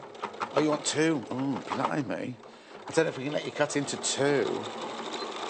Yeah, give a designer a choice. Right, hang on. There's one you can't have. You can't have that one. And which is the other one she can't have? Yeah, and which is the other one?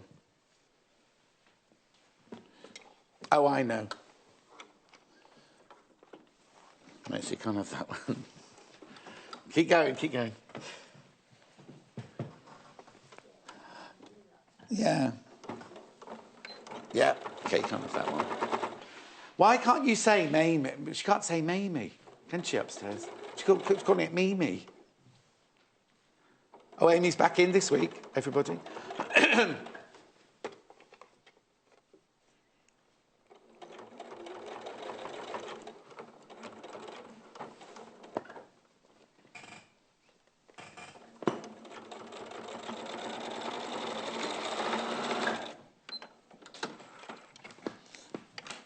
This is going to be fun, because you've got to display all this on that table, haven't you, in a minute, when Jo's chosen her fabric.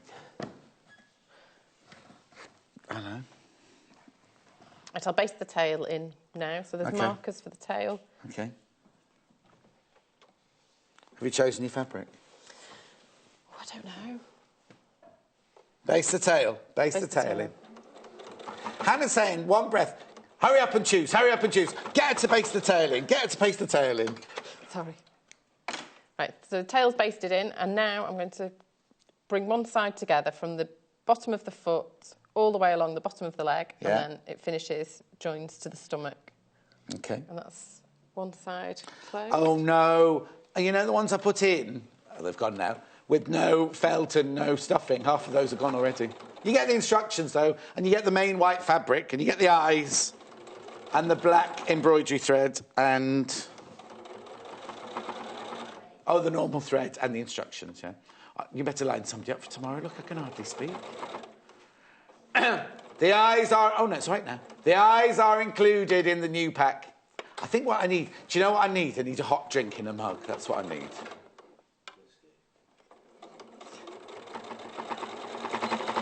Apparently I can have one in 2 hours. Apparently I can't have a cup on set. I can have one in 2 hours.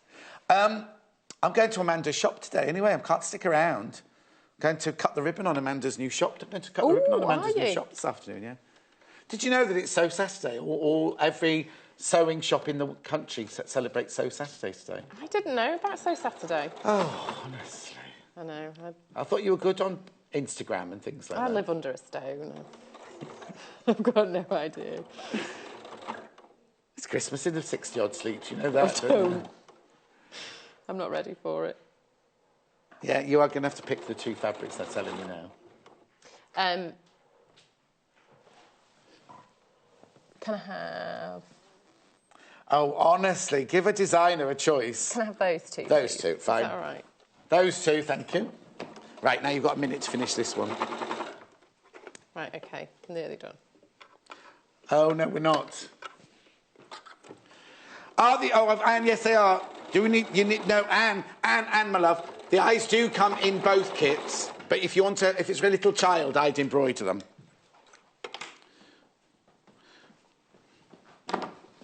And so it's all together apart from the back.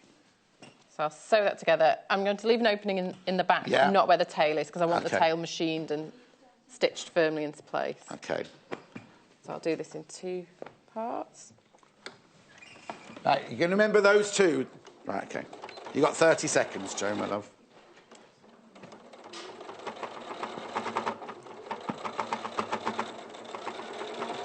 Break in 20 seconds. Just so you know, everybody.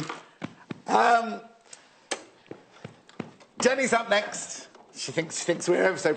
Have you changed your top? Oh, I have to go and change my outfit.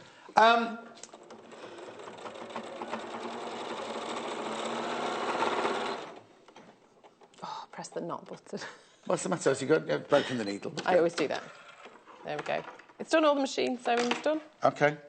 Turn it through. Come on. 10 seconds.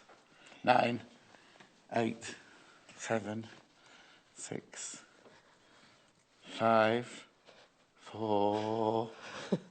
I can't do 4 the and a other. half. It's got... Oh, no, I'm going the wrong way, aren't I? 3 and a half. I think I'm watching a David Attenborough show now with the birth of a polar bear. We're nearly there. Nearly. If you're watching YouTube, you'll be on the other show by now. Oh. Thank you, Jo. Deflated. Floor, be quiet, please. Don't go anywhere. Jenni's up next, making a bag out of the gorgeous Liberty fabrics, brand new today. See you in 3.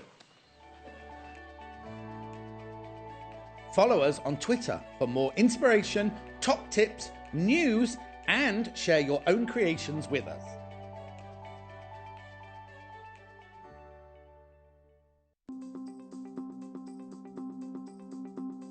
So we're going to show you how to do a backstitch. Now a backstitch is a great one to use when you haven't got a sewing machine available, but you need to repair or fix a garment. And the backstitch is a really strong stitch to do that with. First of all, you need to start with the wrong side of the fabric first. So I'm just going to place my needle through to bring it through to the front. And then you're going to go backwards. So I'm going to do quite big stitches here so you can see what I'm doing. So that's the first stitch. Now this time you're going to come and bring your needle through, but the same distance as your stitch. And then you're going to go into the first hole that you came out and then go back through to the back. And then I'm going to come all the way over again, the same distance, and then through again, and just keep repeating that process.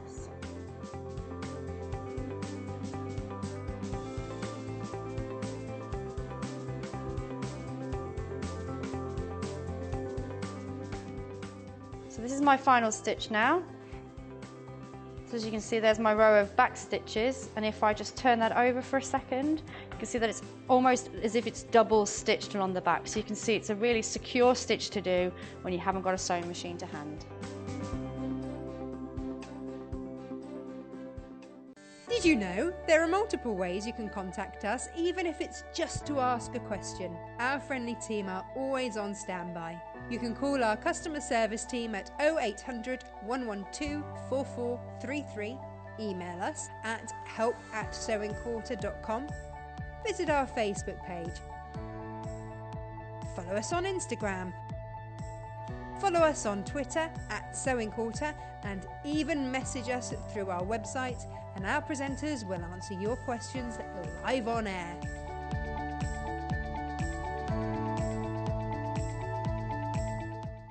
Enter the magical world of Tilda with Joe Carter and John Scott as they take us to a sparkling Scandi wonderland.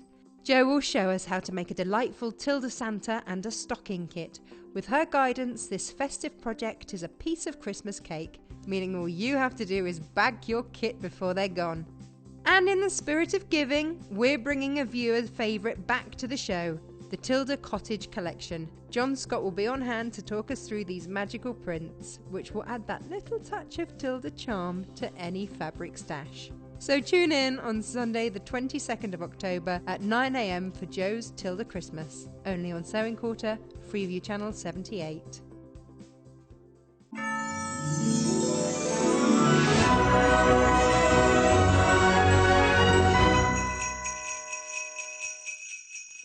It's all go today, the day I decide to lose my voice. Look at this. Look at this. This is beautiful. Now, this is actually the startings of a handbag, but you know what? I love it as like a little store. Look at the inside.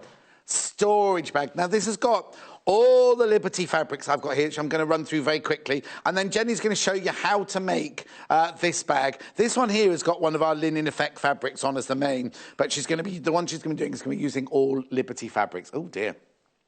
I need you to know it doesn't hurt. There's just no voice. Right, let me quickly then go through all of the fabrics so that Jo can go off and make her purses out of hers, and Jenni can get on with her bag now. Right, Mamie first. Mamie pink. This is gorgeous. I'm not surprised this one's been flying out. This one's very limited now. That's the pink Mamie fabric. Gorgeous, gorgeous print. We'll talk more about it during the hour, but I just want you to see all the fabrics. If you missed the 8 o'clock show, it's quilting weight Liberty fabric. Brand new range, brand spanking new range. All of these, you must check out your baskets. We knew it'd be busy, didn't realise quite how busy it was going to be. Mamie yellow. Now remember, they're all $7.95 for half a metre. Make sure you check out your basket. You can check out as many times you like, just one P&P of $2.95, remember? Okay, and then the last Mamie is the lilac one, which is the one Joe's going to make a purse out of in the next hour. So I'll get that one to Hannah. Right, and then I'll go on to, over a third the stock of that one's gone. Which was the other one she chose? Hayley, which was the other one? We'll do that one straight away, and then you can take them off to Jo then. So that can go to Jo. Which was the other one she chose? This one? This one? Oh, this one. The blue one? Are you sure? Thank you, Hayley. You were rubbish. Don't call us, we'll call you. I'm only doing this one next so that they can go off and be made. This is Liberty Blue Floral Dot fabric, $7.95 for half a metre. Over half the stock of this one's gone already. Okay? So that can bring them straight back when she's cut them out. Then we've got the pink.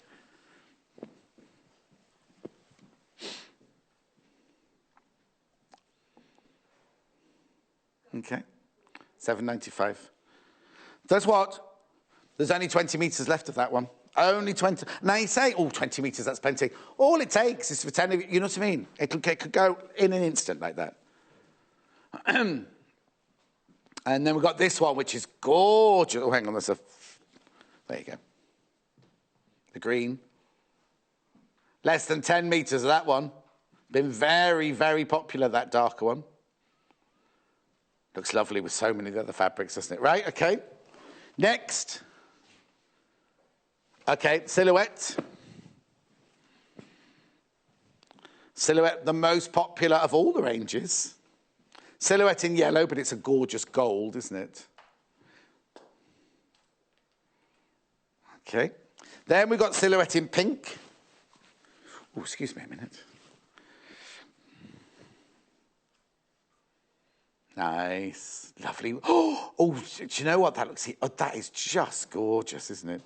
You almost want them as a wall hanging, almost. You know what? They look lovely, just stretched over a, like a, you know, what do they call it when you canvas? You stretch them over. They'd look gorgeous, wouldn't they? Lots of little square. Or what we've done here, you know, like we've done the circles on the wall in the hoopies. Be nice, wouldn't they? Anyway, blue. All the blue variations have been very popular today. Denim-y, Wedgwoody blue. They're all $7.95 for half a metre. Loads in baskets. Please be careful. Please be careful, because if you don't check out, you could miss out. Just putting it in your basket doesn't guarantee you've got it, remember. Lilac. As our friend Caroline would say, lilac. In fact, I must check Caroline, because the channel she was on wasn't on the other day. So I'm not sure if it's I'm just saying, I mean, I'm talking out loud. It's all right, she doesn't sell fabric. Okay, what's the matter? Yeah, Hayley's telling me off. Floor manager's telling me off. You are speaking out loud, you know, John. Green. Oh, I love that one. Well, just try it. And Hannah's saying, see how I don't tell you off. $7.95. I love that one. That's gorgeous. Right, okay. Then we'll go to, now this Tumbling Daisies. Is that what it's called, Tumbling Daisies? Oh, yeah, Tumbling Daisies. In the pink. This is lovely, isn't it? One of the oldest designs there. That is cute, isn't it? That's the one in pink. Graphics are getting... They always get a bit tired about now, don't they, the graphics? Yeah, they start slowing down. And then we've got it in the blue. The blue. It's kind of a duck-eggy, teal-y blue, that one, isn't it?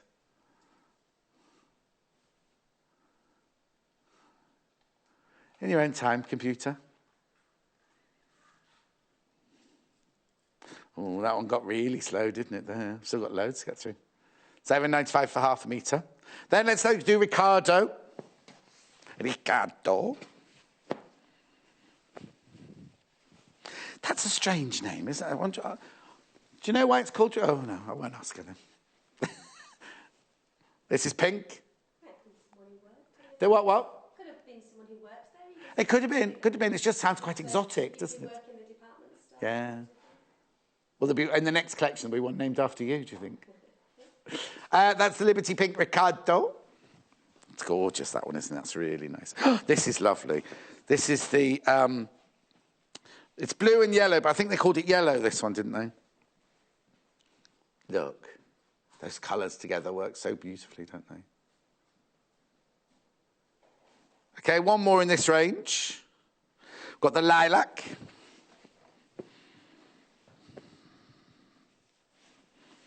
Don't worry, I'm just going through it all now, because if you didn't see the 8 o'clock show, you might not see... This is the whole range, 23 of them here. Now, do bear in mind, if you've got any of these in your baskets, you do need to check out.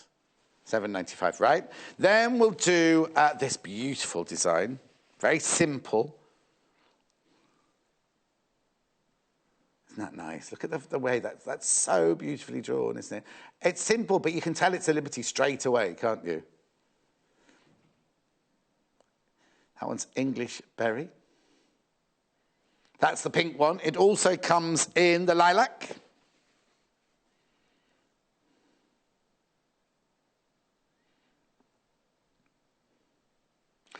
Oh, there we go. There you go.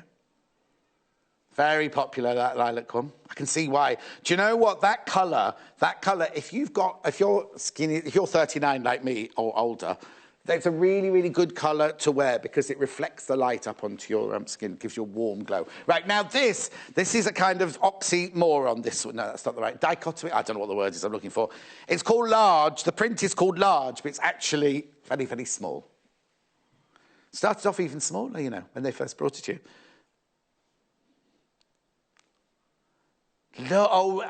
Look at that. Now, if you've got a great big telly at home, that would be like a work of art on your wall, wouldn't it? That one's the cream. See what I mean? Large Newland fabric, that one's called. It also comes in pink. Oh, I'm enjoying this, looking at the pink. They're very self-indulgent. I mean, she's got a whole bag to make. I'm ever so sorry. Look, isn't that lovely? That's beautiful. That pink one's beautiful, isn't it? And then last but not least in this range, in this, oh, look.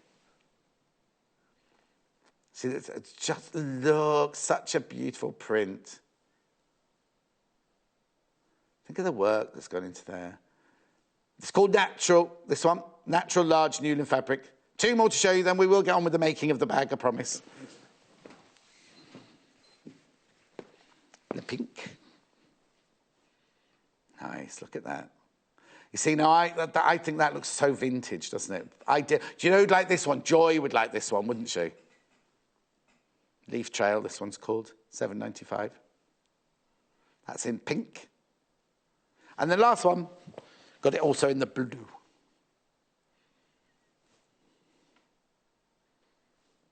Okay.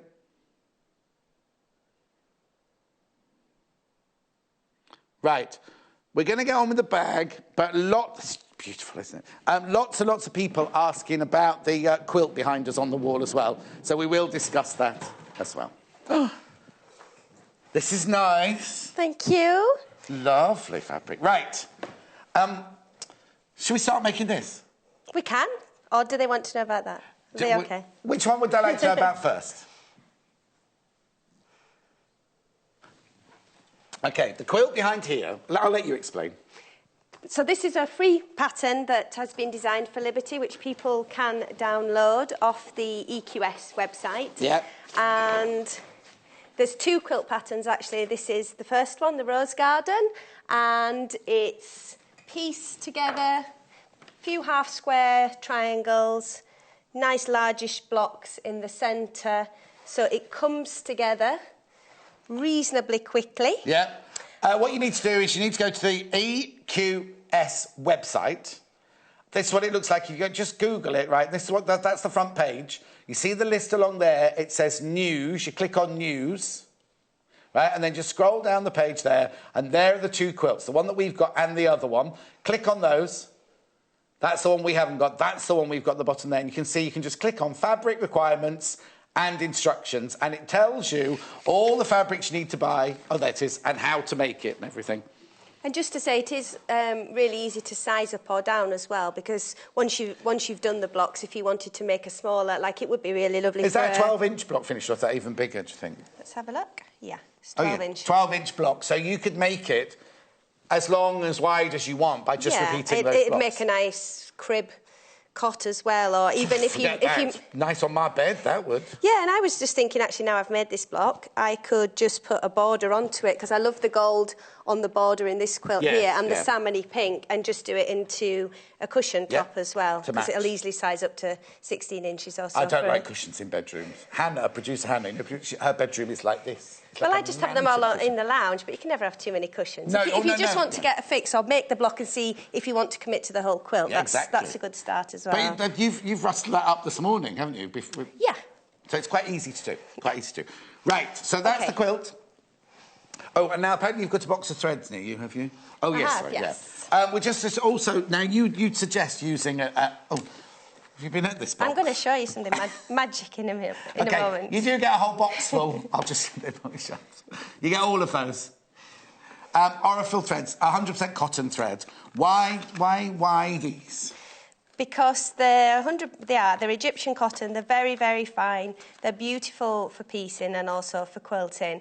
And you can see on something like Liberty, the reason I pinched these out was just to show a little top tip, really, to people. Because I use a lot of Liberty, and even when I'm using the lawn cottons, when you're piecing a quilt or quilting it as well, first of all, you should get a couple of different colours that you think are going to work. But what do you do with something like this, a quilt block, when you've got all these different colours going on? And by default, I think people choose a white thread for piecing because they think that that's the standard. White really comes forward and shows. So if you put that on top, you can see the white. Yeah.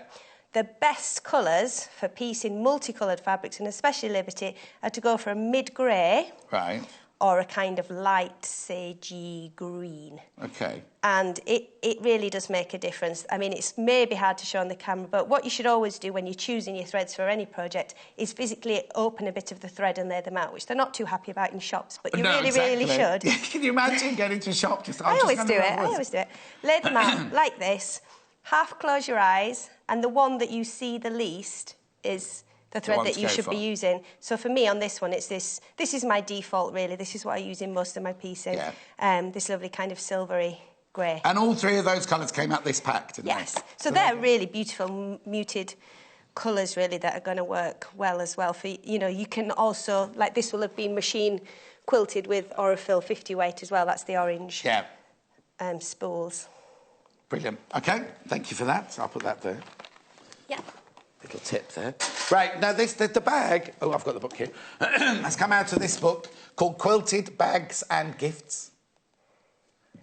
So that's where I'll go through the book properly with you in a second, but I think we should get going, shouldn't we? Yeah. It's called number 12, the Irish Chain Tote. Yes. So what I thought was, obviously, you're going to get these gorgeous new Liberty fabrics. You're probably going to want to make a quilt in them, but you're also going to want to show them off. And you can't really go out wandering with a quilt wrapped around you. Well, maybe you said you that can. when you arrived this morning. I said, well, producer Hannah would. Calvin Klein did some very cool quilted quilts exactly. this season. But, no, so a bag is multi-purpose, you can take it out. And what works well, I found, with these prints is that because a lot of them have these beautiful tiny details and small scale, that's why I kind of chose this project as well, because the blocks, the Irish chain tote, so if you were making an Irish chain quilt, this is how it would begin as well.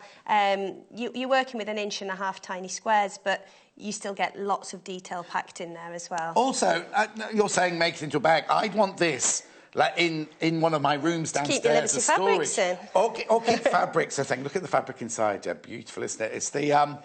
It's the Mamie pink. Yes, and that's why I stopped at that point, because I was making the bag and I got it to that point and I sat it on my sewing table and I was like, oh, I like it as it is. So we've got some handles to show what people could do with it. Yes, exactly. But I think it's multi-purpose, and actually the skill with this, it's a little bit like origami at the end, how the bag folds and comes together. So it's a really nice technical challenge for people if you've done bags before but you want to do something. But what I was going to say was...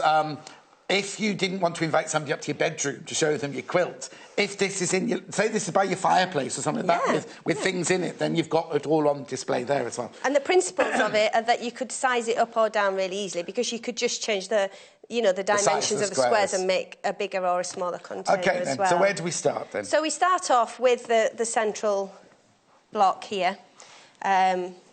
Which is made up of these 25 smaller squares. So what I did in this instance was cut the width of my fabrics and then subcut them into 1.5 inch pieces. And you can chain piece to a certain extent. What I did is go along and do 2 and 2s together. Yeah. So I cut, I didn't quite follow the instructions in the book. I cut all the Liberty that I wanted to use, because really for this central block, the more prints that you have in there, the easier it's going to be for you, because you're not going to be worried about repetition and the way that the bag's constructed in the end, the blocks actually end up this way and on point to the next block. So as much variety as possible is going to make life easier.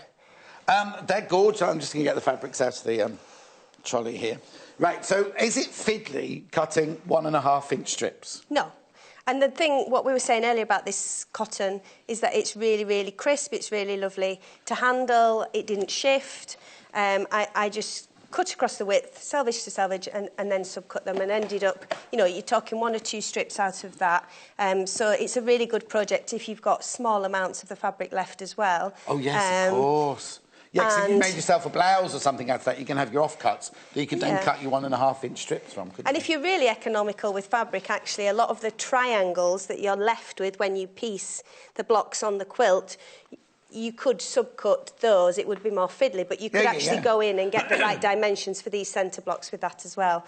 So I've started to piece this one together, obviously, as you would, just pressing seams then in the opposite direction so that it all sandwiches together nicely. The iron on for you, in case you're going to do some iron. And next, I'm just going to add on my last row. So if my seams are going that way, then this one will go this way, and I'll do a quick check that I haven't got a repetition anywhere and lay that on top.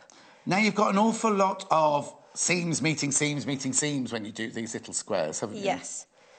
But you could go in and pin each individual one. If you pinned vertically, you could keep the pin in until you get until that point. Are you not sewing over pins, girl, then?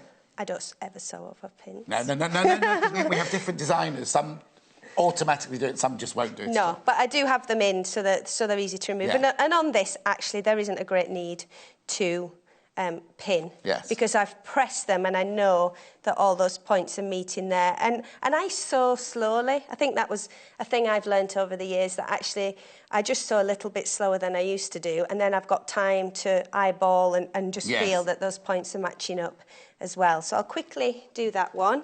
1/4 inch foot, so all the seam allowances on piece in this bag are 1/4 inch. Right. And actually, when you're sewing it up at the end, it's the same seam allowance. Oh, okay. Because you need to get those patterns matching, otherwise you're going to distort the overall shape of it. Yeah. And that is a narrow seam allowance, really, for a bag. But what I did is I just went over my seams twice. Yeah. Because normally in a bag you'd probably give yourself a little bit more because you're putting I'm shocked when, excuse me, when I first started working here and all the quilting ladies were saying, oh, it's 1/4 inch seam, and I was like, well, in dressmaking, I was know. you know. Yeah. Well, lovely morning. Ricardo Pink purchased makeup bags for my friends. Jenny is very interesting to listen to. That's Alison in West Yorkshire. Lovely. Oh, West Yorkshire's not far from you. No. That's this one yeah, they here. will make really nice makeup bags, won't they? Definitely. And actually, because it's not the long cotton, it'll be a nicer weight. Like when you put, if you're doing a zipped bag or something, it's going to go in really, really nicely. So there we go. Okay, 100 units of the Ricardo Pink have been checked out of baskets. Right. So look, that nice grey thread is kind of disappearing. So we'll press that. I've been pressing these upright. Yeah. So you need 4 of these blocks for the finished bag. So that's 100 small squares. So yeah, what I was saying is at the beginning I chain pieced them in 2s, and then I could just slot either one on the end or one in the middle. It just came together a little bit quicker by doing that. Obviously on some other quilts like this you could cut the strips singly, sew them together, and then like in rows, and then cut them and spin them around. Yeah. So that's another shortcut, I guess. Right, I'll just press that. I put the iron on for the floor manager because they forgot to do it in the break. What would they do without you? They'd be a lot better. They'd work a lot smoother without me, I tell you. What's the matter, Hannah? Yeah, I will when I go back, yeah. Okay. Yeah. So if we show you one of the 4 panels here that's going to make up the finished bag, what we've just constructed is that part there, okay? So the next part to concentrate on is this here. Now, leaf trail. I chose, on the first sample that I made, we used a solid Yeah, grey. that's one of our linen texture ones that we got from Macau there. Yeah. Just to show it with a solid as well, because all this collection is print on print, and sometimes if you want a really contemporary look, a solid colour can set off the prints as well. Well, I was going to say, yours looks gorgeous there because it's all Liberty, but if you do want to really show off those 2 triangles with all the fabrics, then going with the linen print. There's no linen in it, it's just one of the Macau cottons, it's called linen print there. Just makes these pop out, doesn't it? It does, and you could go... The fantastic thing is, if you've got a stash of quilting cottons, which probably everybody watching this programme has, if you've got some solid colours, because you've got so much going on in there, you could probably pick any colour. Oh, absolutely. And it would go with it. Or that also comes in a really nice light beige colour, I think. Yeah. I'm ready. I'm with you, girl. Right, so that's the one that you used, that Jenny used on this one. Yeah. That's the... linen print. I've got a dark grey one coming up. This is steel, this one's called. And the what? Did you say you like the There's the vanilla lighter coloured colour, one, but yeah? actually, I bet the really dark grey will set it off as well. Dark grey one. That's the dark grey one there. I'll just show you very quickly. These are not Liberty fabrics, obviously. These are Macawa. These are our regular stock stash there, Macawa. This is called linen print. There's no linen. It's 100% cotton. Okay? Right. Right. Let's Okay. Yep. So the next part we're going to do then is this bottom square here. It's a very simple construction. So the idea is that you have your main square here, and just there it is. It's with you now. Yeah, you're going to sew on these two rectangles onto the side like that, and then on the longer sides we're going to add 2 more squares of Liberty like that. Oh, I see. I was going to say, why does it have to have a seam here? But it would then throw the whole pattern if you didn't have that seam. You know what I mean? Because you've sewn like to like to like, haven't you? But then it would suddenly mean you're missing 2 of the seams. And I think it's almost like just a border around the middle square. What I'd just say about this is when I've sewn these 2, I'd press those seams in towards the blue there, just in case you're using a lighter coloured fabric here. Although, you know, again, it's a lovely weight cotton, you're not really going to be seeing seams behind it, but in principle you would press in towards the darker side there. So on your central block here, then we'd do that the opposite, and we'd press those outwards. So again, that's going to lay nice and flat. So I'll just press those, and then I'll construct that block. The bag, just to say, the actual pattern in the book... Yes. Sorry. No, I thought you were going to the iron. I'm going to the iron. I am. I'm talking iron. Iron. In the book, sorry, I interrupted you then. Yes, in the book, there are templates for these squares.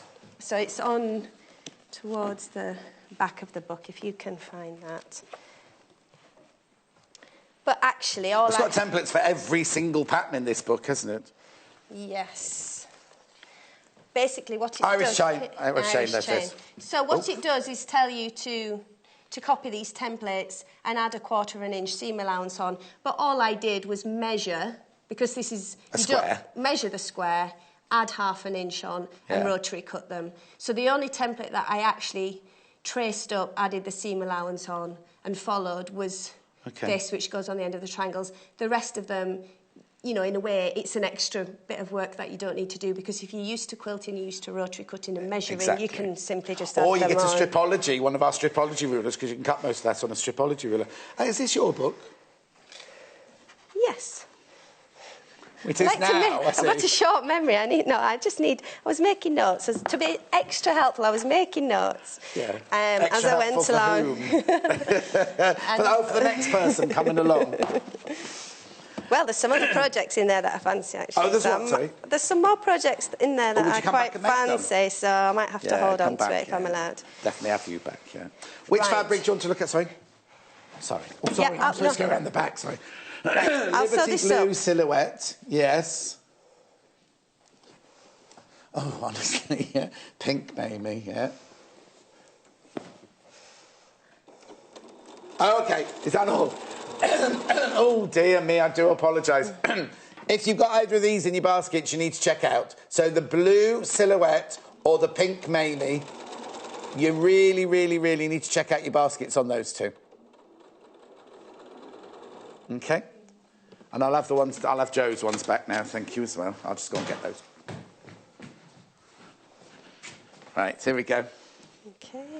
So what are you doing there, then? All 1/4 inch seam allowances, I'm just adding the ends onto this bottom square block. So what did you do first? Dressmaking or quilting? Dressmaking, actually, because I used to cut up clothes and refashion them. We had a big dressing up box at home, so I think I started from a really young age just refashioning, I guess you would call it. Customising. Customising. And then when I was about 14, my mum's friend was doing her City and Guilds, and she made a corduroy duffel coat with me that was lined, that had zips, that had beautiful pockets, and she came week after week just because I had an interest, and you know, she thought it was nice. And it wasn't trendy then, I have to say. It wasn't like all my mates were sewing as well. So she helped me make this corduroy duffel coat, and then I didn't dressmake for that long, or for a period of time, right, which Did I'm that going to put you cross. off? No, it didn't. No, not at all. But then I think you just got busy with other things. What, you're 14? School? Yeah. And then it was more when I had my second child, my daughter Edie, that I started making clothes for her. And it was Liberty. I bought there's a print that's got little hot air balloons called William. And I got a metre of this Liberty lawn fabric and made her some little kind of bloomers that she wore. And that's when I really got into dressmaking a lot more. Yeah. And quilting, I lived in Toronto for a year, about 13 years ago in Canada, and... So you're much older than you look then? 40, I told you in the first show. I thought you were joking. No, I am. So I went to a little quilt shop in Canada, and I had a spare child-free hour once a week when my son went to the YMCA next door. So they took me under their wing and taught me how to quilt, and I haven't stopped since. I love quilting. And So- I love the name Edie. Is it after Edie Gourmet? No, it's Or just... I had a dinner lady at school called Edie. And she's not Edith, she's just Edie. Which one? Yes. Who? What, the one, that block? What's in the middle? Oh, Ricardo in the gold. Ricardo in the and yellow. So actually, in the quilt behind us, the centre of this block is alternated between this and the Mamie in the lavender that's on the top there that Joe's just brought back. I don't know if I can waft. Oh, no, I might be able to. I was imagining to see a purse shape cut out of it. So the centre block, whoever asked for the centre block, this is the one in the centre of this block. And that's the Liberty, obviously, yellow Ricardo there. And then in the alternating ones on the one behind... Yeah, so it's a bit hard to see, but the other one that's the star centres is the Mamie in the blue and the lavender. Which is this one. And that features very heavily as well in the second free quilt pattern. It's called Lavender Trails, the second one, and this is one of the... Oh, in the one that we haven't got here today. Yes, but that actually people can download and use as well, so that's a good all-rounder. So maybe, do you know when you're coming back? You must be coming back soon. Oh, soon. Soon, yeah, because it'd be nice if we can get that other quilt as well. Yes, That's hopefully. the second visit. It's off. I think the fabrics have launched this week. There's been a lot of demand. Oh, no, of course there have, The quilts have had to Well, we're very lucky disappear. to get one. Yeah, exactly. OK, so essentially now we've made this block. So it comes together reasonably quickly, the actual piecing of this bag. Yeah. There's some hand stitching later on the inside, which we'll get to, but you're then sewing this to this, which I can do in a moment. Yes. Do you ever hop on the machine? Don't be putting me on the spot now. OK. Yeah, and then we're going to construct this top triangle here. OK, so what we've got here is we've got that one. Yep.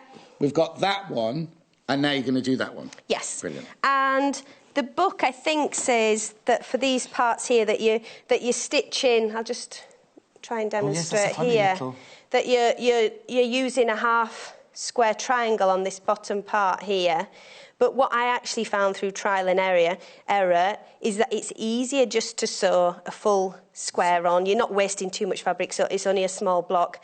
Is to stitch the squares on initially, and the same on here.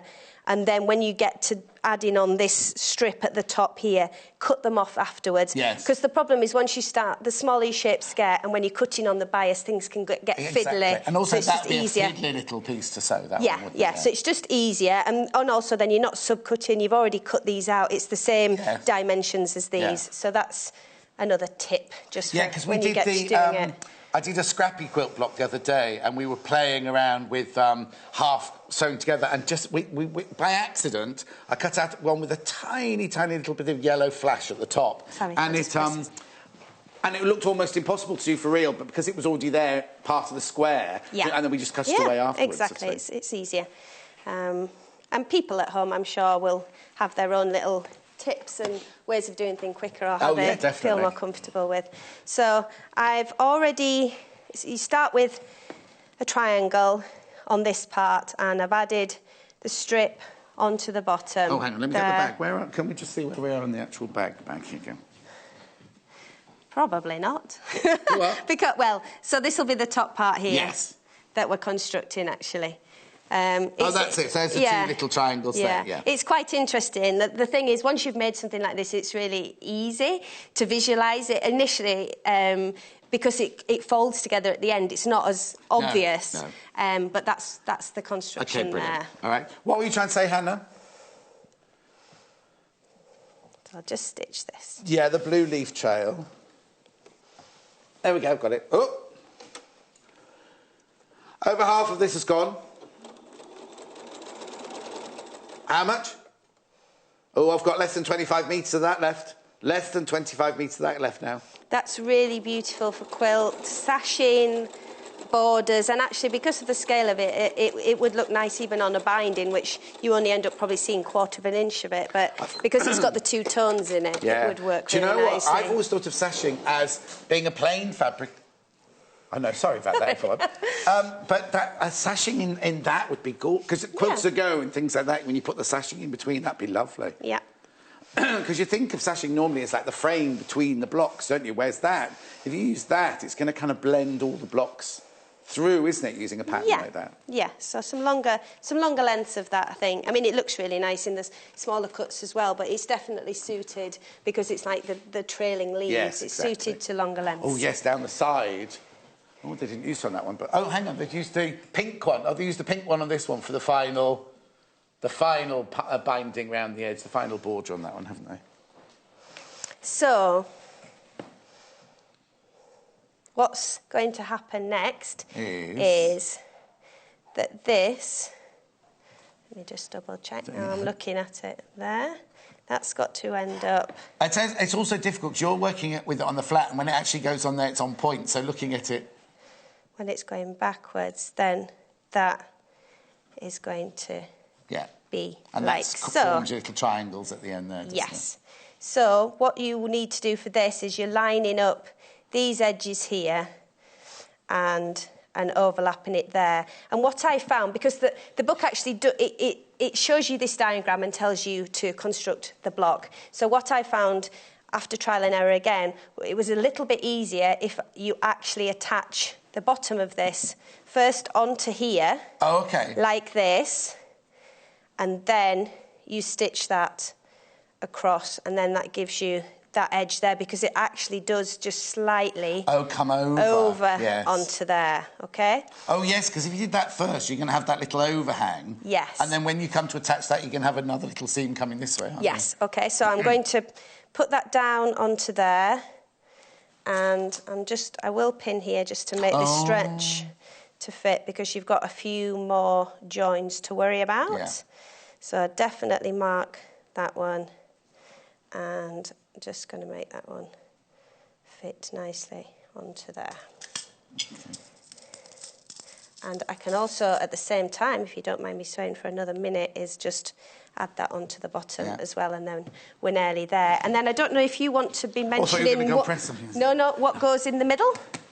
Oh, yes. To give it the structure, because that's coming You don't need me, do you? I could go off and have an hour off, really, couldn't I? Right, what it's all stitched to is this. It's the style... We've had it before. The Style Veil White Sew In... I'll have to read it because there's so many letters. Foamed lightweight fabric metre. Yeah, 1 metre, sorry. $10.95. It's a sew-in... And it's kind of like making the... it's the kind of interfacing, as it were. But it's a lovely... It's easy to work with, isn't it? Yeah. It's the first time I'd used it, actually, on this. And I liked it. Has Hannah gone off somewhere? Oh, OK, that's fine. I just I hadn't heard you for ages, and I wondered if you were talking to me. $10.95. You get it in a metre. You get it cut in 1 metre like that. $10.95. I think the book... possibly says that you can also just use ordinary quilt wadding as well. It depends how much structure you want in there, really. Yeah. So do they call...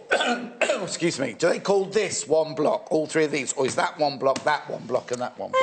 I think they're 3 separate blocks, when you're constructing them, because you would probably you know, I constructed all my centre blocks first, then I did these, and then just added the triangles onto it as well. Okay. And like I just said, I'll show you in 1 second, but the more variety of fabrics you use, the less likely you're going to suddenly have two adjacent to each other. Yes.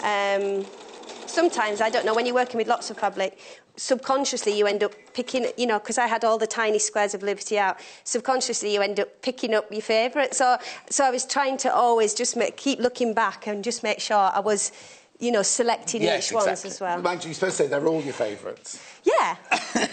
Well, and also what I did like on this one, because as I was saying earlier, this green, especially the floral dot green, the darker one, is a really good accent. Yes. Once I'd made the bag, I realised when it's on the bag, it ends up on the diagonal. So I put that in the centre because I knew like that was going to. Oh yes, because also well. if you put that somewhere here, it's gonna pop in the wrong place almost. Yeah. Right, we've got less than what do you say? Oh, less than 10 metres. Less than 10 metres of that green one left now. Okay, so I'm just now going to line this up on here. Okay.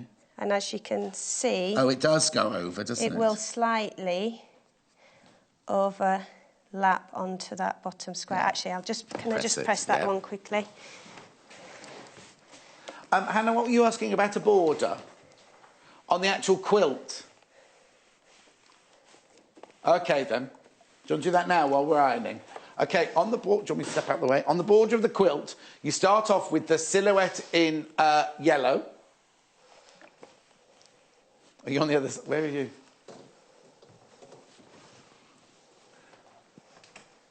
Oh, much higher, cheeky. This is silhouette in yellow here. Then we've got... Mamie in pink. That looks a bit different to my Mamie in pink. Hang on. It's the corally one, isn't it? No, it's this one. With the gold, here. Yeah. It's not pink, that one, is it? That's the pink one, Hannah. This is the yellow one. This is Mamie in yellow, this one. Yeah. So you've got the silhouette in yellow, then you've got the Mamie in yellow, then you've got the beautiful... oh, where's it? The pink. Oh, there we go. Then you've got the really right round the far edge. You're almost binding. You like your white binding is your leaf trail. Oh, that is, you see that leaf trail in pink. You see, now it's funny, isn't it? Because if you were to go into a shop other than Liberty's and go, I'm going to put a yellow one next to a florally one with pink and lilac in it, and then a pink one, you'd think that's not going to work. But those three together look so beautiful, don't they? Right. So I've stitched that across there. So your key is that you have a straight edge here and there. And like I said, because I've kept that excess on, what I would just do now is go back and trim that off. Yeah. OK, and then once you've got that, you cut the central part to the same size. The interfacing squidge. Yeah, like... Vaseline interfacing squidge. It's not called squidge, that's my name for it. It's like a foam, like a compressed foam almost. So you cut you cut one of those for each of the panels that you made. And there's four, you've made 4 of these panels, haven't you? Yeah. And then you put the fabric... Don't you think this smells like spring rolls? Oh, yeah, it does. Like a Chinese takeaway spring roll. I'm hungry now. Yeah, I'm sorry.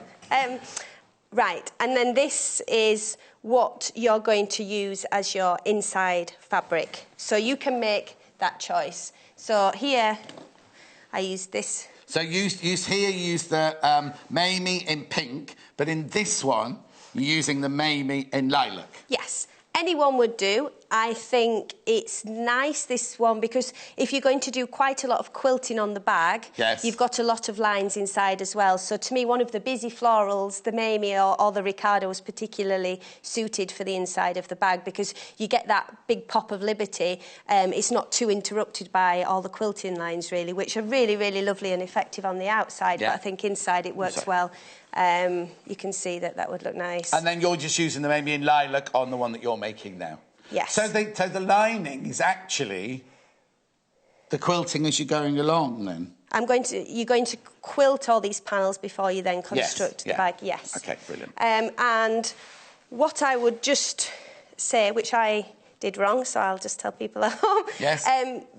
You have to cut all these 4 backs out on the fabric in the right direction. If you fold your fabric and cut them double, they will be facing the wrong way. OK, so cut each one individually? Yes. Why, did you do it the wrong way? I did it the wrong way because obviously I had my fabric in half, thought I was being time-saving, and then that would have been facing the wrong way. So don't do that as well. And then you layer up them like so, and what you have, and which the book states clearly, which you can also see on here, is an additional ½ inch down the side of the longest side of the panel here. Because what you do is when we construct the bag, you're actually stitching it together here, and this is the overlap inside which you hand stitch. Right, because that's what I was trying to get at, because it looks like the bag's lined, but you couldn't quilt it first with your lining because you're going to have raw edges sticking out. So what you end up with then, I did just leave this a little bit undone at the bottom because you then... So all your seams end up inside the bag here. You fold that extra seam allowance over and slip stitch it in place. So it's a bit like when you do a sometimes when you put a backing on a quilt, rather than making a binding, you cut your wadding away and then you bring the back round to the front. It's that kind of effect, isn't it? And ½ inch is a nice generous allowance. You don't need more than that, but I wouldn't go any skinnier than that either if you're short of fabric, else it'll make this trickier. So they all come together, and you just see I just need to tidy up at the bottom there, but I just left that open so you could see the principle that I just pinned, folded, slip stitch, and then it does suggest covering a large button that could just sit in the bottom of the bag like that. When you're quilting it, you can do as much or as little as you want. Obviously, on this one, I was going through the centres of the blocks, and then I set my little marker here. Now, you'll know the answer, because I would say that's cross-hatching, but then every time I've seen cross-hatching in the past, it's been on the diagonal. Is it still called cross-hatching when you've just done a square checkerboard like that? You're quilting across the diagonal here, but as it ends up on the bag, because the bag folds in... So you are cross-hatching when it's on the flat? This is going to end up... Of course. That part, and then it twists round. So that's why it's... so what I did is used the walking foot, because obviously you've got quite a thick layer in the middle, so you've got your set of feed dogs on the top, which is going to stick them all together. Rather than pin my layers together, I used the Wonder Clips. Oh yes, I've got those. Because it's quite thick at that point, so I just use these around. So I would be clipping this now. I'd actually press, I quite like the heat of the iron, even though this isn't a fusible. I just find giving it a last press before you go to quilt it, and if you do it with this in the centre and you're backing on, it does just kind of join the layers together a little bit. It's a bit like freezer paper, isn't it? Freezer paper doesn't glue it to the fabric, but it just has something in it that just holds it in place. Yeah, definitely. These are good. Easily. Yeah, and then what I did... So there's the diagrams. It looks like she's actually hand-quilted it in the book, which is another option as well. You can follow the pattern on there. I densely quilted my sample here, but actually, because the fabric's so beautiful and you want to show that off as well, I decided on this next version to quilt it a little more simply. So I started at the top here and went down, turned. So you can do 3 turns without having to finish off, which saves you time. At the top, I did a lock-in stitch. So you're going in and out in the same position. That's useful rather than back stitching, because this is all visible. You are seeing this. If you haven't got a locking stitch, would you have pulled them through to the back and stitched them through? Yeah, I think so. And the only other point, which is I found useful, is when you're actually setting off here, not from the very edge, because you've got to allow for your 1/4 inch seam allowance when you join the bag together.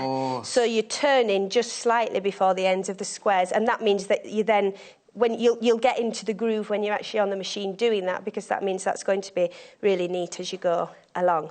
Yes, because if you go into the seam allowance, you're going to have problems when you come to stitch it all together and bring the binding round. Yes, exactly. So what I would do if I wanted to quilt it more heavily is I'd start at the top, I would do this grid, which I did both ways, and then you would just, if people have got this, it always comes with the walking foot. Machine, So that, and you just have to always use a bit of brute force to get it in, right down to the bottom. And then you can slide that and set that to 1 inch. Yeah. And then you can then go along with your but you've already got your guides for each one. And also because you've quilted the length of that panel, you know that's secure. Yeah. When you're going to quilt it more heavily, you're not going to get any puckering up as well. And when you pull this out of your walking foot, don't lift it back upwards because you'll break your walking foot. You just slide it out sideways like that, but you put it back in through the top. Right. Okay. Yep. Is everything making sense so far? Yes, totally. Okay, so then what you start to do next is lay it out like in the book. Yeah, just checking the time. Yeah, so that you've got your additional seam allowances. So it's actually the diagram on the next page. Which has been drawn. Yours won't have the pencil marking on. How long have we got? 3 minutes. Okay. Yeah. I didn't think we'd get through the entire one, but I've just tried to pick out the pain points for people. I need to know how it lies together. That's what I need to know. Okay. So how it lies together is that you're going to pin. It's like, I'll just take this one out here. I'll take those out of the way and then I don't confuse people. So it's going to come together so that this edge here runs together. Right. These points will match. What you will do is you will machine down to here, so put these right sides together, and you're making sure wherever you're doing a seam, think in your head, have I got that additional fabric to come over and cover it afterwards? And then you can't really go wrong. There's only one way it can come together. Right. You're going to pivot when you get down to this point. All these instructions in the book, and then turn. Yeah. Yes.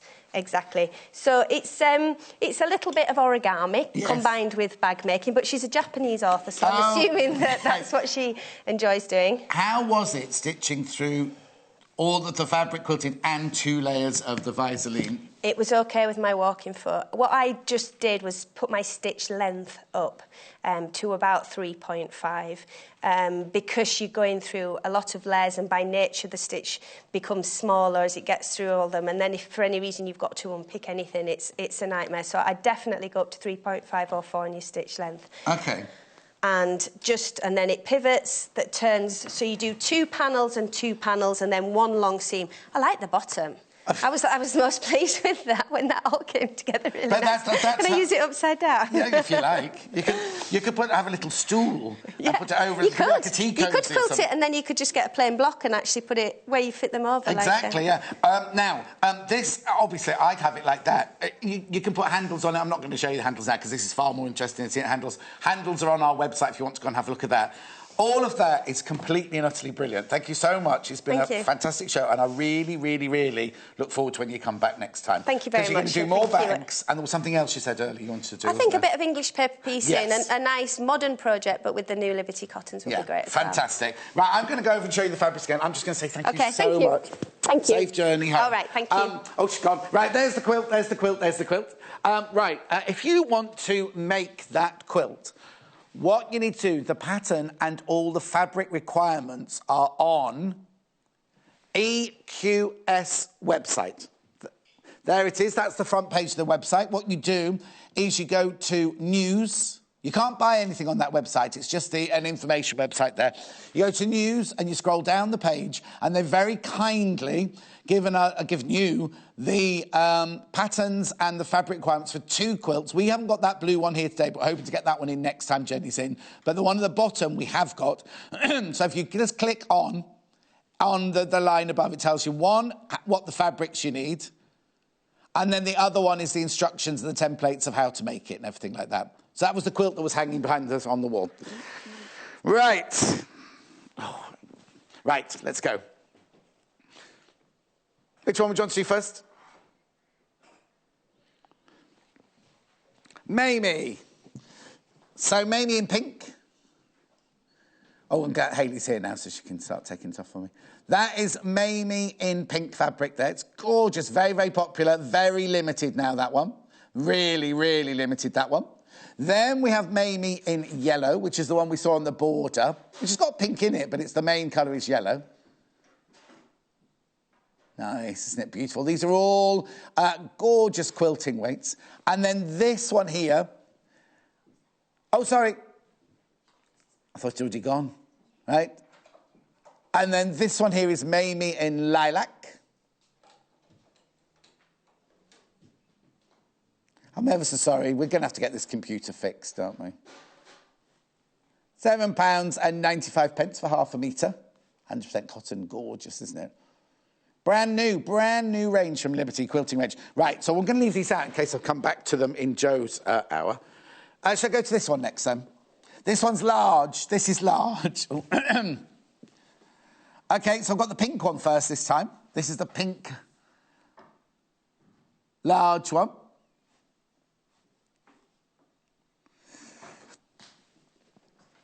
And it's called large because the original print apparently was much, much smaller. This is the large version.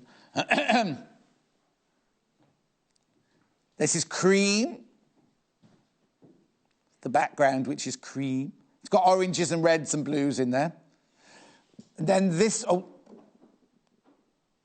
this one is then natural. Very, very popular. Is that one still in stock, Hayley, over there? Because it was out, wasn't it? £7.95 for half a metre. Okay? Then, now this has been very, very popular, this one. I'll go through it. Start with the blue. It's nice, isn't it? It's very, very, very popular, this one. Less than 10 metres of the blue one left. Okay. Then we've got the pink one.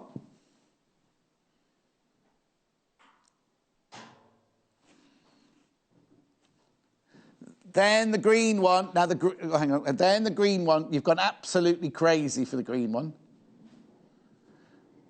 Do you know what? I'm not going to have time to show them anymore. So I'll tell you what they're called, and then you can go and look at them on the website at the bottom. Yeah, oh, actually, do you know what? I'll come back and show you the rest in Joe's hour. You do need to check out your basket. So if you've got any of this in your basket, you do need to check out. Right, OK. I've got to go, have I? Oh, 10. There you go. Joe's up. Joe is up after this break, making purses using Liberty fabrics and a few other fabrics, which I'm going to go and choose now. I'll see you in 3. Follow us on Pinterest. Search for our Sewing Quarter page and follow us to discover sewing work we create and love. The Sewing Quarter website is simple and easy to use.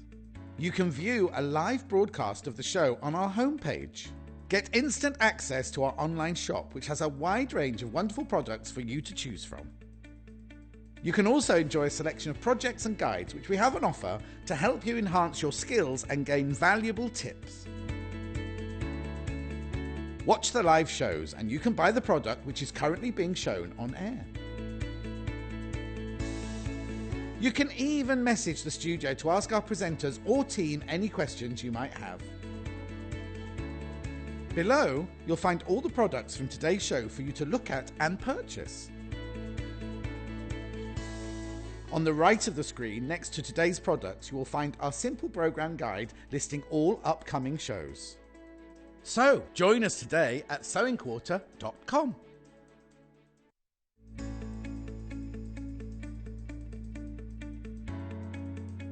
So I'm going to be showing you how to do an ease stitch. It's very similar to our running stitch here, but the purpose of it would be different. So I've kind of mocked the head of a sleeve here. 9 times out of 10 you will have to ease the top section of your sleeve. So this is the stitch that you would do that with if you were going to do it with hand.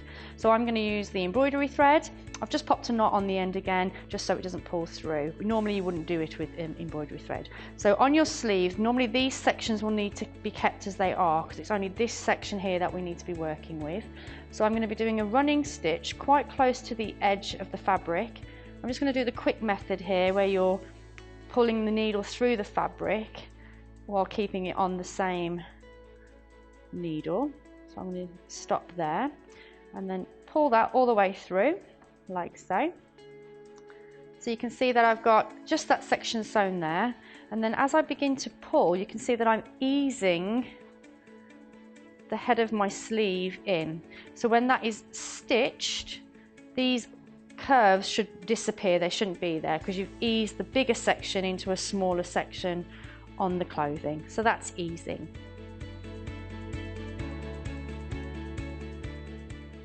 Wake up to a Westerly masterclass this Wednesday as Angie Atwood returns with some brand new templates for us to try. Westerly rulers are a real viewer favourite, being both easy to use and boundless in the creative possibilities they offer. And now that we've added more stock than ever to our popular lines and brought in some new arrivals, this is the perfect time to tap into Angie's expertise. Angie will show us how to bring a wealth of amazing designs to life with great precision and ease. So tune in on Wednesday the 25th of October at 8 AM and watch Angie create pure quilting magic with these incredible tools. Only on Sewing Quarter, Freeview Channel 78.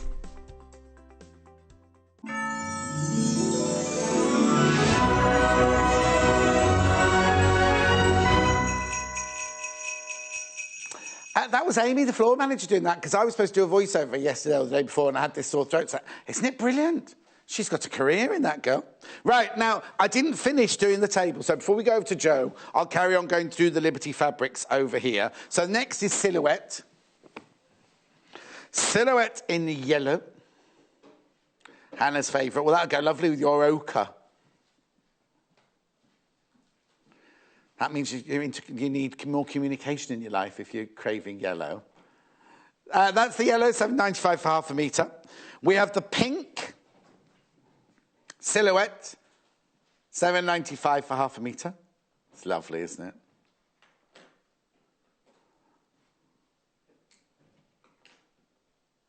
it? Looking for love. If you're craving pink, you're looking for love. Okay, lilac. Lilac. Elizabeth Taylor always used to have her dressing rooms painted lilac when she was in the West End, because it's very calming and relaxing as a colour.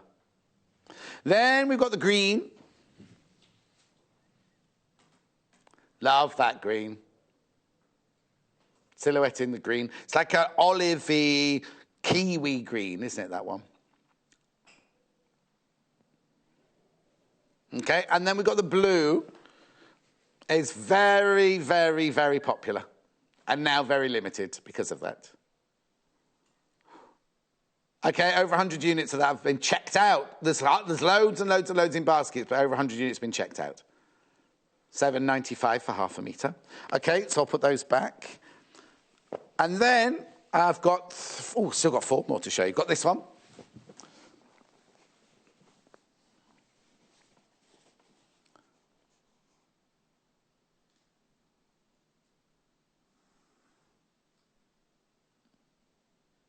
That's not, I can put Tumbling Daisies in. I'll bring the Tumbling Daisies. This is Tumbling Daisies. This is Tumbling Daisies in pink.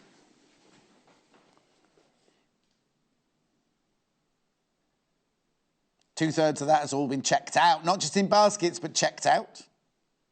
Then I've got Tumbling Daisies in the blue, which is a kind of duck-eggy, tealy blue, isn't it? It's nice, beautiful. It's been very, very popular. You do need to check out your baskets. I know I say it every day, and I know you get bored of me saying it, but I'm only thinking of you. Okay? Then, do you want to go to, which one do you want next, then? Okay. The lilac. English berry, this is called. That's the lilac English berry. And the one underneath, sorry, that's still lilac there. The one underneath there, that's the pink. It's a lovely pink, isn't it, that one? The lilac's flown out of this one. £7.95. Right now, Ricardo. This is in the yellow. Or is it blue? Hang on. I think it's yellow. It's got blue and yellow in it, but it's a gorgeous print. Look at that. Ricardo yellow. I don't know why I put that funny voice on. Ricardo. Didn't he sing a song? La Vida Loca. Who's that? Oh, Ricky Martin. Nothing to do with Ricardo. Just romanticising it in the middle there. Right, then we've got Ricky Martin. Yes. We got Ricardo in the pink.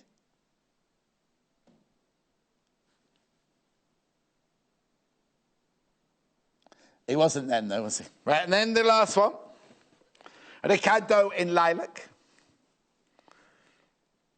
That's pretty. That's so period and vintage, that one, isn't it? Okay. And last two.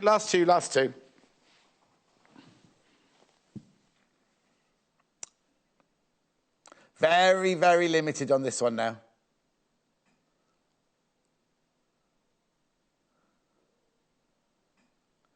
Blue Leaf Trail. $7.95, half a metre.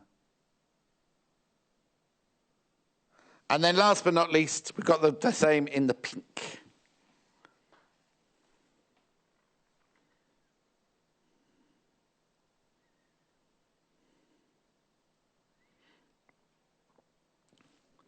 The one on the one on the wall you'll see behind us used the binding on the quilt.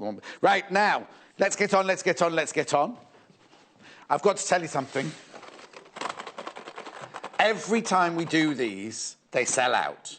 Every time we do these, we've got, oh, missed out, right? Graphics coming in, you get the instructions.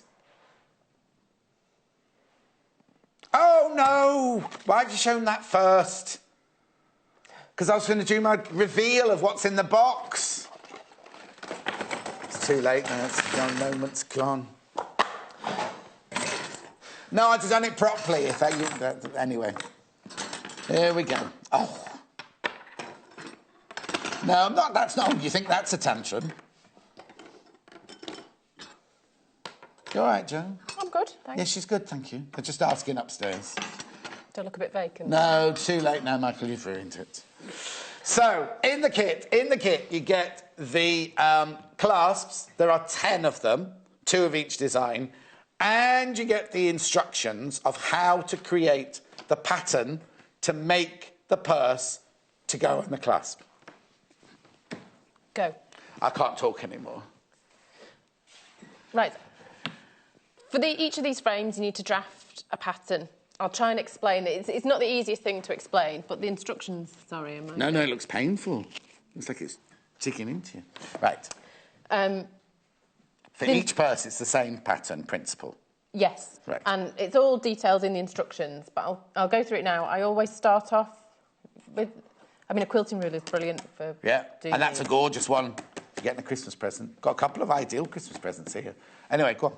I'd quite like this for a Christmas present if any members of my family are watching. Right, put the graphics in. Are they likely to be watching?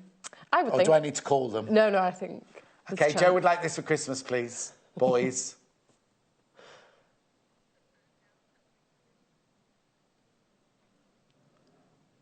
Creative Grids. It's this one's actually by Rachel the Ruler, this one. $16.95.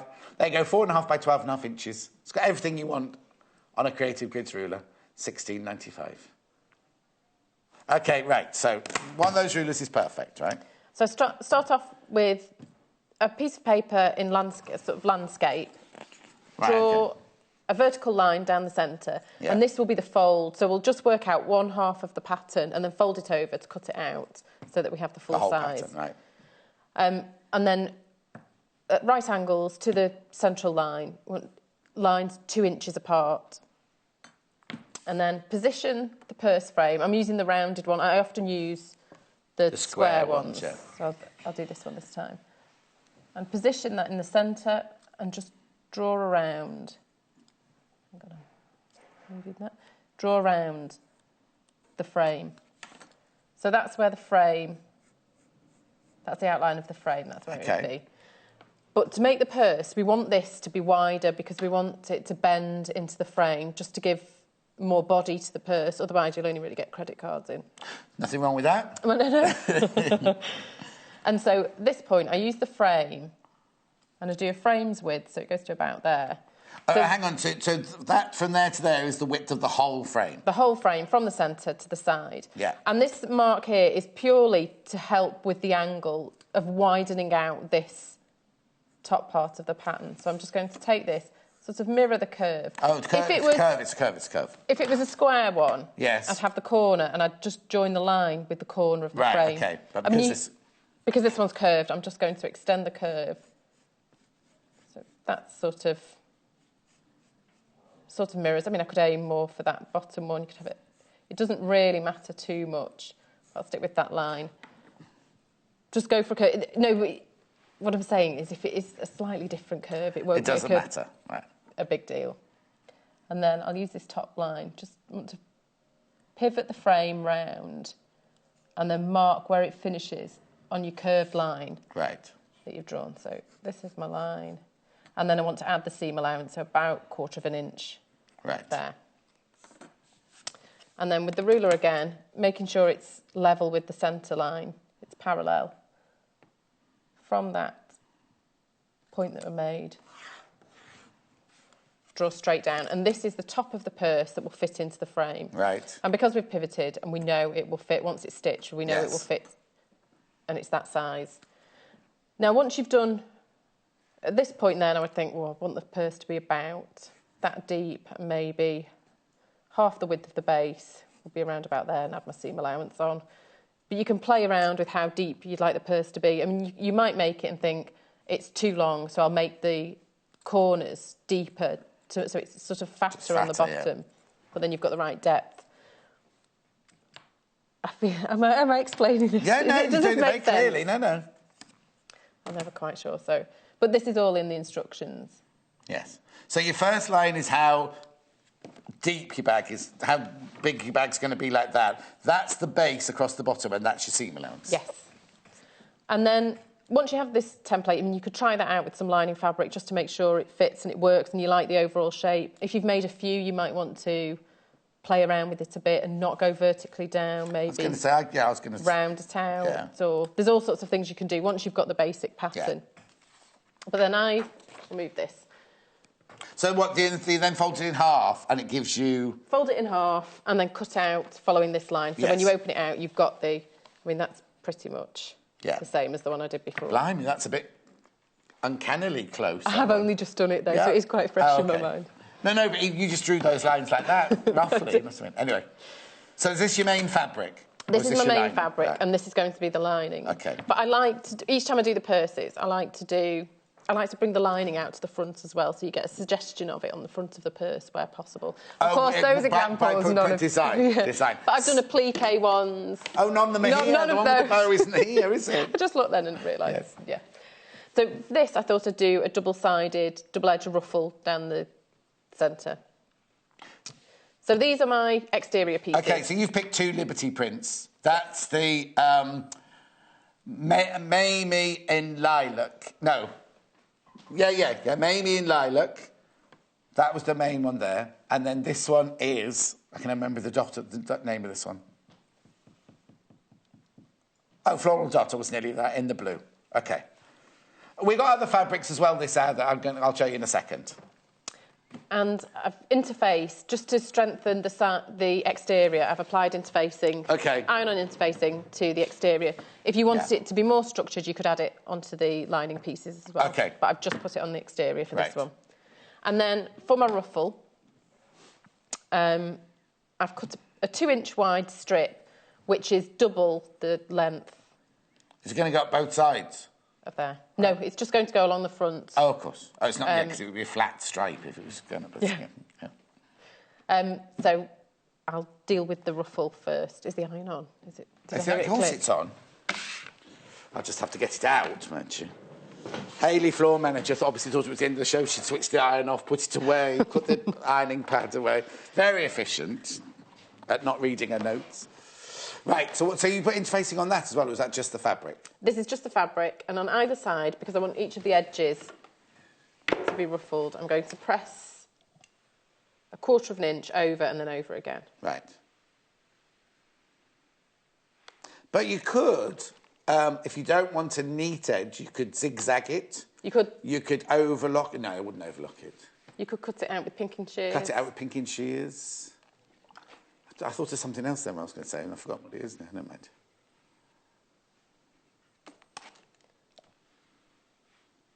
But there's all sorts of different ways to embellish purses. This is the kit that you're all coming in for. You get the 10 clasps and the instructions of how to make the pattern. Oh, no, Joe. The ruler that you want, there's only 2 left at the moment. We'll reorder it before Christmas, hopefully. I've got nobody to... Because normally we send Jay off to the buying department, but we haven't got Jay and we haven't got a buying department. It's a weekend, isn't it? I'm so confused because I've only working weekends. I thought yesterday was Monday. And I kept going on, everyone's going, oh, it's Friday feeling. I was like, what are you talking about? It's Monday. Right, OK, so you've ironed over both edges, 1/4 inch by 1/4 inch. And then I'm going to, close to the edge here, I'm just going to stitch all the way along to hold these folds in place, these hems. Whoop! Sorry.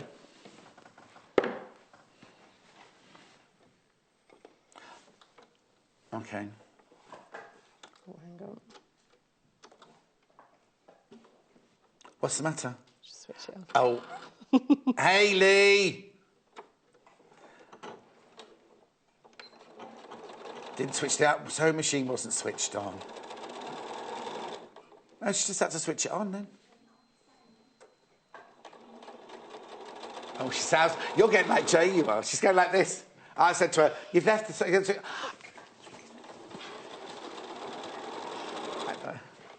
That's what Jay does all the time. It's more like that, but you know what I mean? He goes like this. That's Jay. That's Jay. What's he saying? You haven't swapped machines, so you must have switched it off, she says. She's blaming you. It probably was. That's not very nice, is it? What? We should have just pretended Jay was here and nobody would know the difference, would they, really? What do you want from Hayley? Do you want a pay rise or something? Hannah's just going, oh, I think Hayley's amazing. I think Hayley's amazing. She's my boss as well. Oh, right, that you're walking every morning from now on. I can't even tell you what she just called me. No, they can't. It's very neat. Is that OK? Oh, now Hannah's worried. Hannah just slagged me off, right? Now she's saying, oh, it didn't mean it, didn't it? Because she doesn't want to lose her lift on the way in the morning. Right, and that should be... It should be... that wide. 1 1/4 wide. How wide did you want it? Well, it was a 2-inch strip, but maybe it wasn't a 2-inch strip, and I folded over 1/4 inch. So it should be 1 inch wide, but... No, if it's 2-inch strip, you've done 1/4 inch, that's 1/2 inch, and half... From yeah. Each side? Yeah, so 1/2 inch each side. If it was 2.5 inches, so it'd be 1.5 inches, but it's 1 1/4. How's that happened? I don't know. Anyway, you can make the strip whatever size you want, can't you, really, width-wise? Right, I'm going to mark... Halfway. Halfway. And then with a wide stitch setting, I'm going to stitch down the centre because I'll gather it then. Just one line of stitching? Just one line of stitching. Let's increase the stitch length.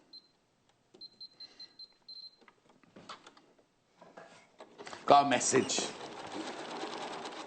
Ricardo is from I Love Lucy. Oh, it is. That's what I was thinking. That's from Lucy. Not Lucy. Obviously not that Lucy. Ricardo. OK. So you run a gathering stitch down the middle. I'm just going to tie a knot in one end. Oh, OK. Just so the stitches don't come out. And then, as well, I'm going to stitch this in place. Now? Just at the top, before I gather it, I want to stitch it where it should be on the... And then I will gather it. Because I don't want this very top bit to be gathered, because that's in the seam as well. But I'll find the centre. I'll use my template. Posh Nicola. Good morning to my two most favourite people. What's she watching, do you reckon? Sat here with my leg in a cast. Ooh. Broke my ankle in 2 places. Nicola, I've told you, no gin before lunchtime. Oh, you poor thing, that must be really painful. Right, what are you doing now? I'm just going to find the centre. I'm just using the template to mark the centre. Does that mean, though, which ankle? Because can she sew with... What do you mean, can she sew? Well, no, that would... I'd like to put the pedal? Yeah. She might have a machine that... Because you don't need the pedal on this posh one, do you? You don't. Oh, that's the point, Nicola. Which foot is it? Can't drive with it either, can you? Oh, OK. Upstairs, Nicola, they want to know how you did it. I wouldn't have asked that personal question, but upstairs they want to know. So I'm just marking the centre just so I know. Yeah. And then I'm going to stitch this in position at the top here. She has used the water erasable. No, it's not the water... Yeah, the water erasable. Yeah. You've used it, yeah. Always? Oh, no, you can't use it on the polar bear. No. Did you use it on the polar bear? No, I didn't use it on the... I'm just trying to think. No, I definitely didn't. And you can wash it out, get a cotton coat, like that.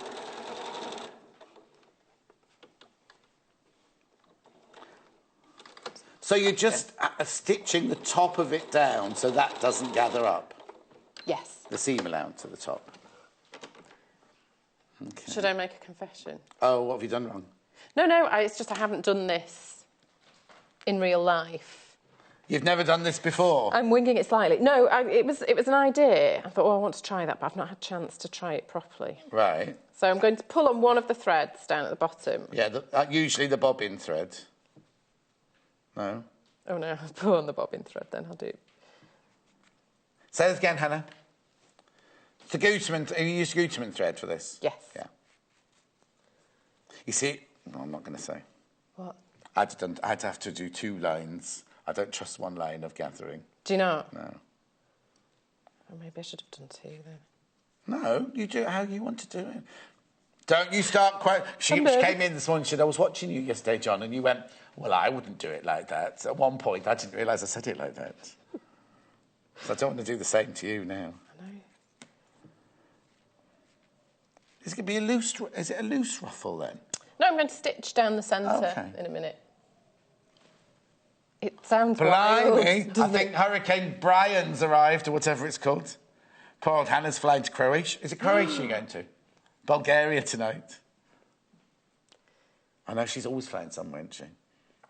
We'll be all right. I've only got to go to Tamworth and then home, and you've only got to go down the road. So what floor's your hotel room on? You don't know yet. I don't know, no. And sometimes they let me request the floor. Oh, do they? Yeah. Why? It's the weekend, don't forget the moment. I don't know. Is anything happening in Birmingham this weekend? Because I bet it was difficult. You weren't on last weekend. It was the marathon last weekend. It was difficult to get a hotel room last weekend. Well, actually, I've had a bit of difficulty this weekend. I wonder what's going on. Sometimes I had trouble once when there was a concert on. Oh, yes. Isn't Neil Diamond doing a tour at the moment? Do I mean Neil Diamond? What's on in Birmingham tonight? The hotels will be booked up. Joe had trouble getting a hotel room. John's mistaking me this morning. Everyone at home heard that, don't we? Hayley's mistake saying John's mistaken for somebody who thinks I go out. You were out at a party last night, actually. And I'm surprised. She brought some Halloween cakes in, right? Say, Hannah hasn't eaten any of them yet. She said she didn't even know they were there. But Hannah did bring in sweets, crisps and biscuits. There's a new supermarket opened near her. So you're just ruffling that up and stitching it to, or pinning it to... Just pinning it in position. And then I'm just going to stitch down with a normal stitch length now. Will you take the gathering stitch out, or will you leave the gathering stitch in? I should really have done it in a different colour so it's easy to spot, and then you can whip it out quite So what was the confession you're going to make, just that you've never done it before? Yes. Oh, that's all right. You're a professional girl. I think if you say anything confidently, though, you can get away with it. Yeah, of course you can. OK, so I'll stitch this on. Would Helen do it, though? Would Helen have come on air not having practiced and then not gathered in a... I haven't seen any of her pictures recently. She stopped making things. Oh, no, she... Helen's Joe's mum, by the way, if you don't know. She's a prolific maker, isn't she? She is. I'm trying to think what she's been making recently. But normally we see pictures on Instagram or anything like that, and I haven't seen anything of hers recently. She's been away. Oh, that'd be why. Last week. She needed time off after making your birthday cake, I suppose. She did.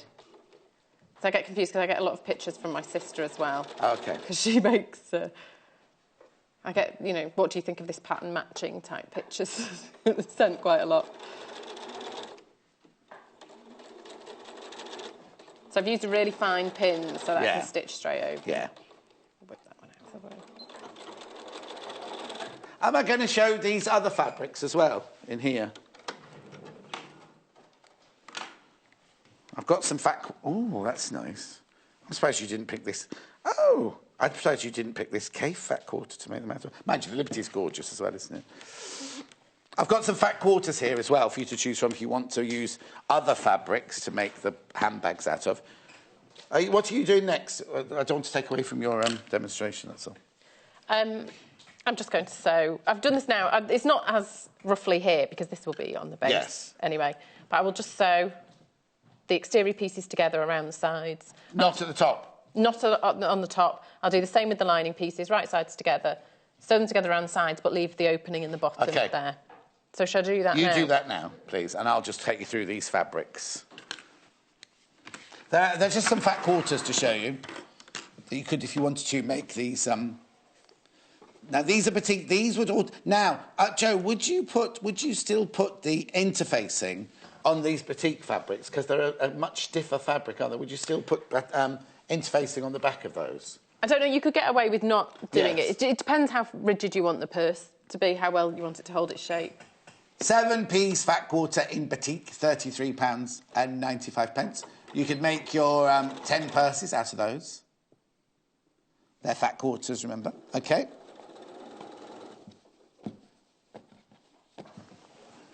Anna Maria Horner. Now, Anna Maria Horner is, we didn't ask this, Jenny, who was on just a minute ago, she's one of her heroines. Like, she just absolutely adores Anna Marie. Oh. There won't be many of these, I don't think. £17.95. That seems very, very reasonable. Anna Maria Horner, Summer Florals, they're called. £17.95. Well, everybody's got this lurgy. Hannah's making funny noises upstairs as well. You can't have caught it from me in 2 hours, 3 hours, 4 hours. Right, OK. And then I've got 2 Cafe fat quarter bundles. It's got some of my favourite fabric. This is called Lipstick 1.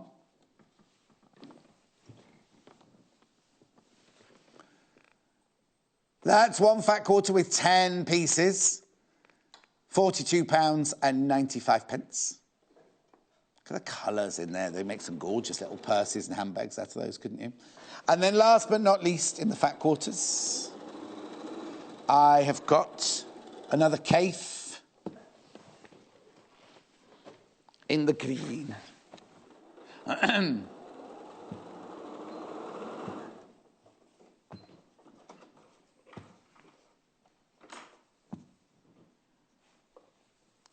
Island, this one's called. Islands in the stream, that is what we are. Da, da, da, da, da. £42.95 for 10 fat quarters there. Cafe Island. OK, let's get back on with the purse making. Oh, I thought you said at the end. OK, Joe, keep sewing. Don't do anything else. Don't do anything else. Here we go. This is the bundle of the purse clasps that we're doing at the moment. Right. I've got to tell you about the polar bear. We sold out of all the polar bear kits that had everything in it. For those, so many people messaging saying they'd missed out. Hayley put together this other little bundle. The only thing that's missing is the toy stuffing and the felt for the nose. So if you've got a bit of black felt or you've got a black fabric you could use for the nose and your own stuffing, you could still make... There's enough fabric to make 2 of them. There's enough fabric here to make 2 of them. You don't... that's what I was trying to get it off. You don't get the ribbon that's on there. You get your toy eyes, you get your fabric, your thread, you get your embroidery thread, and you get the instructions. £18.99. Right, now, even though the first one sold out, the one with all the components sold out, now there's less than what? Less than a quarter of those left now. OK. What was the other thing I was going to do over here? Oh, OK. I thought that was... Yeah, OK, right. Oh, well, how do you pick your favourites? I love them all. The two that Joe's using, first of all, are this one, which is a Mamie in... Oh, hang on. No, are you using Mamie in lilac? Yeah. Yeah. Mamie in lilac is the first one Joe's using. 2/3 of that one, not just in baskets, but been checked out. So that's Mamie in lilac, and then she's lining it in the spot flower in blue, isn't she? Spot daisy in blue. Right at the bottom. These are the two fabrics that Joe's using to make her purse at this moment. Less than 10 metres of the blue one left. Blue floral dot. £7.95 for half a metre. Right, I love this one only because this one is one of the first fabrics I ever bought from Liberty. Not obviously in the quilting weight, because I didn't have it then, but in the Tana Lawn when I was doing 7 Brides for 7 Brothers World Tour. I didn't go with it. I just made the costumes and sent it off. No, well, you only go if you do the washing afterwards. I didn't fancy doing the washing. I was a creative, not a washer-upper. I mean, obviously, when I went on tour, when I worked in theatres, actually, the washing, and everyone used to leave the show and then go off and discover the new town that they're in, and I'd be like, oh, I'll just do the washing then. I'll meet you later.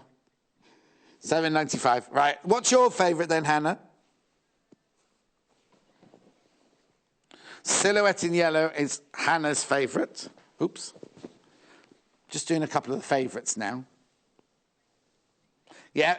Favourites of the team, because Michael will be asked next. OK. Which one's your favourite, Michael?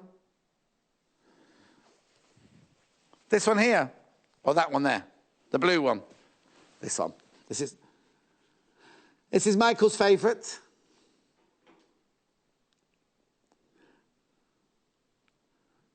Never trust a man who wears blue all the time. That's what they say, isn't it? That one's a Liberty Blue Leaf Trail, £7.95. Now, Thomas. The blue flowery one. That one. Keep going. Silhouette, that one. Silhouette in blue, OK. Very popular. Silhouette in blue. This is Tom's favourite. I would ask Hayley, but she'll be with her feet up now, won't she, somewhere? £7.95. Half a metre, yeah, on her way home. No, she's got to prep tomorrow, show yet. It's only because Jay's off sick.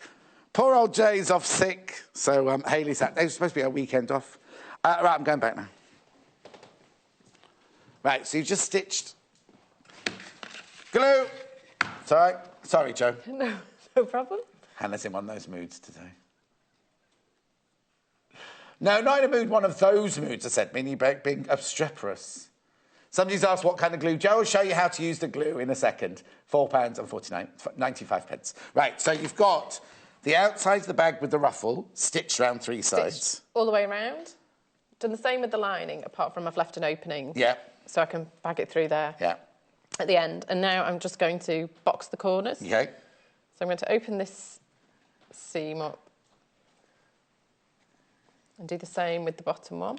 Do you never, when you draw this pattern, because a lot of, when we have a bag pattern, the pattern comes with, oops, not very straight there. Right, OK, and with that already cut out of the pattern, would you never do that at the beginning? Would you always box your bottoms like this? Sometimes I do, but with something like this, I like to make it and then see whether I like the depth of the boxing. Because sometimes I'll do it and think it was a bit deep, so I'll change it and make it. And then people say that about me, a bit deep. Not. So I've opened these seams up. Yeah, all right. I'll just carry on. Yeah. Yeah, that one, tumbleweed, that one. I've opened these seams up and I'm just lining up this seam with the side seam. I'm going to have a look inside, make sure they're level and they're not. Let's bring those together. And when the seam runs evenly along, I'm going to pop a pin in. So how do you know? Oh, you've added, that's the bit you added on here, on your pattern, wasn't it? If you knew from the start you can do this, how deep you want your boxing. But you drew on your original pattern, you drew the first line down was how deep you want your bag, then you drew a bit of extra of how much the bottom was going to be, and then you had, which is there, and then you had your seam allowance on the bottom. Yes. And I think I'm going to go for about 1.25 inches for the... There we go. And I'm measuring from the corner of the seam, not these... Not the dog ends. No. And I can use this ruler. The ruler that you want for Christmas? Yep. So that's a stock now. Oh. Well, unless... What are the surnames of the people who bought it? Is your husband... Are you Joe Carter? Your stage name? Was that your real name? It's my real name. So that's a Mr. Carter messaged in and bought one. Oh, what's your mum's name? What's your mum's last name? Hughes. Is there a Hughes bought one? No. Oh. No, sorry. But we'll get more in before Christmas, I'll let you know. And so the line I've marked, I'm just going to sew right straight across. Michael's just said to Hannah, says, I thought Joe's mum was called Helen.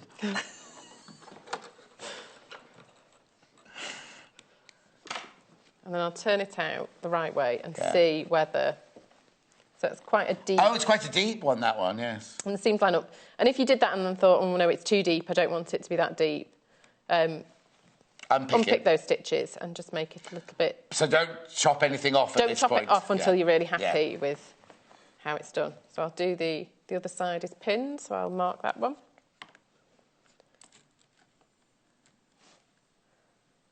So I'm using this line to follow the seam, and then it's at 1.25 inches there. Just pull that, there you go. Okay, and I put the pin in the wrong way. Turn it around there quickly.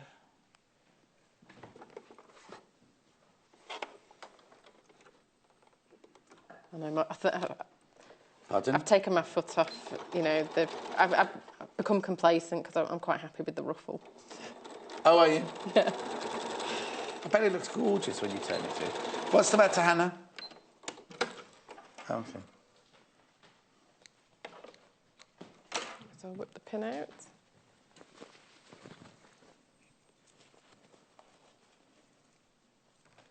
So I quite like that. Yeah. Deeper base. So then I need to box the corners for the same way. On the lining. For the lining. But with this now, I'll just trim off. Now I'm happy with the size of the base and the seams line up. I'll just trim off the excess at the corners. Would you never leave those in? Would it be too clumpy to leave those in? You could leave them in, but it would be a little bit clumpy.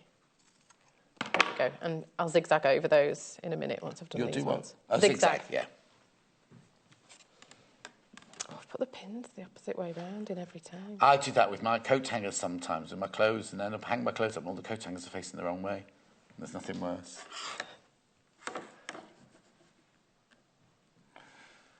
I know. At least I've got coat hangers, Hannah. She's got a floor drobe. What do they call it? A floor drobe.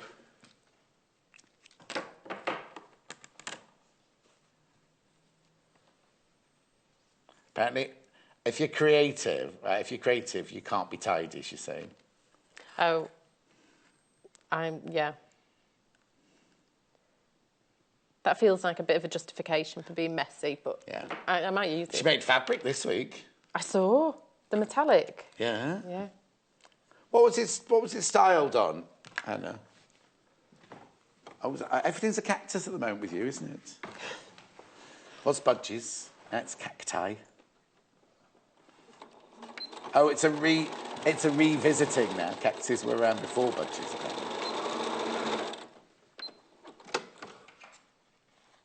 Do they have budgies in the cactus? Where they have cactuses, do the budgies live there? Where do budgies live wild? They live in Australia? Is that where budgies come from? I don't know. It must be beautiful. If you think about, like, we see flocks of, like, blackbirds and things like that. If you see a flock of budgies all spinning round, I don't know what it's called when they're all going, like... You know, when you see all the birds doing this, right? Like that, right? It'd be lovely to see all budgies, all different colours doing that, wouldn't it? Is that a murmuration when they do that? When they do what? Is it a murmuration? Is that what that is? Is it? I don't... Is it not? Is it called a murmuration? It's where they're all on the air currents, aren't they? Because it only happens at certain times of day. That's why they do it? Yeah.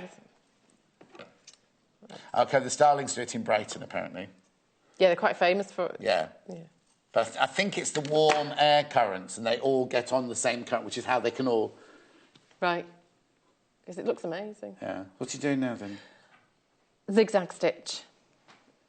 I think you just press I'm that. worried about you today.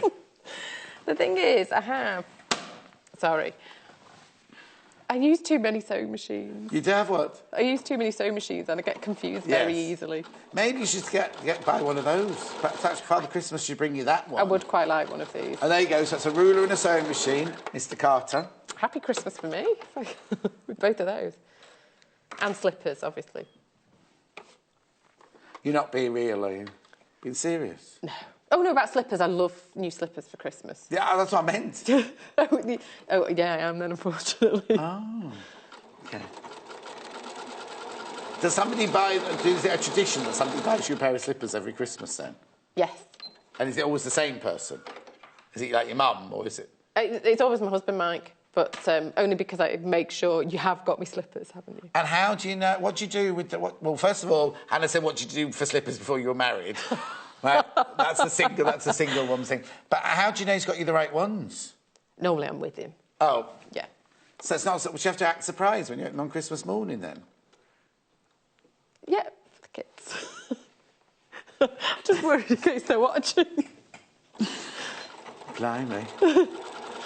I'm going to have to do impressions. I'm on Christmas morning. I'm going to be doing impressions of all the different people opening their presents, aren't I? Joe's is one of surprise. Oh, slippers. Although I think even the kids realise I know I'm getting slippers most years now. Yeah. Get something else as well, though. Yeah, hopefully. If I'm lucky. All right. Well, a ruler and a sewing machine to start with. Helen, you know you're supposed to be writing this down to tell the husband, isn't she? Hopefully she... Well, she won't be working today. The libraries aren't open on a... What day is it? Oh, they're on to lunchtime. Oh, are they? I'm thinking it was Sunday then. Right, OK, so right side... That's going to look really cute. Right sides together. I'll pop the exterior inside the lining, so the right sides together, and then sew them together around the top, and I'll do one side at a time. And why is that? I find it easier than turning a corner at this point, but also I like to finish maybe just a stitch length away from the edge, just so there's a bit more flex when it turns. OK. It's a bit more freedom. You've gone very quiet with your messages from me and Joe. Joe and I. No, me and Joe. Joe and me. Me and Joe. I've got a sneeze. You look at the light, don't you, if you've got a sneeze? I thought you had to say sneeze. Someone's asked if you made that top, Joe. No. No. I can't take credit for it. I like the way they put because normally your pleats are over the head, aren't they? These are actually, the knife pleats are running up to them. Anyway. Hello, John. Just decided that you had been brilliant on the children's programme Rainbow with Bungle and Zippy. So which one are you, then? Oh. That's Jackie in Leicestershire. Thank you, Jackie. Any job apart from this, Jackie, you know what I mean? I'm joking. I've got to be better than Zippy. What? I've got to be better than Zippy, surely. Which one's it? Is Zippy the big pink one that goes, oh, no, Miss Ham, the one that talks like that? No, that's George. Oh, George, that is.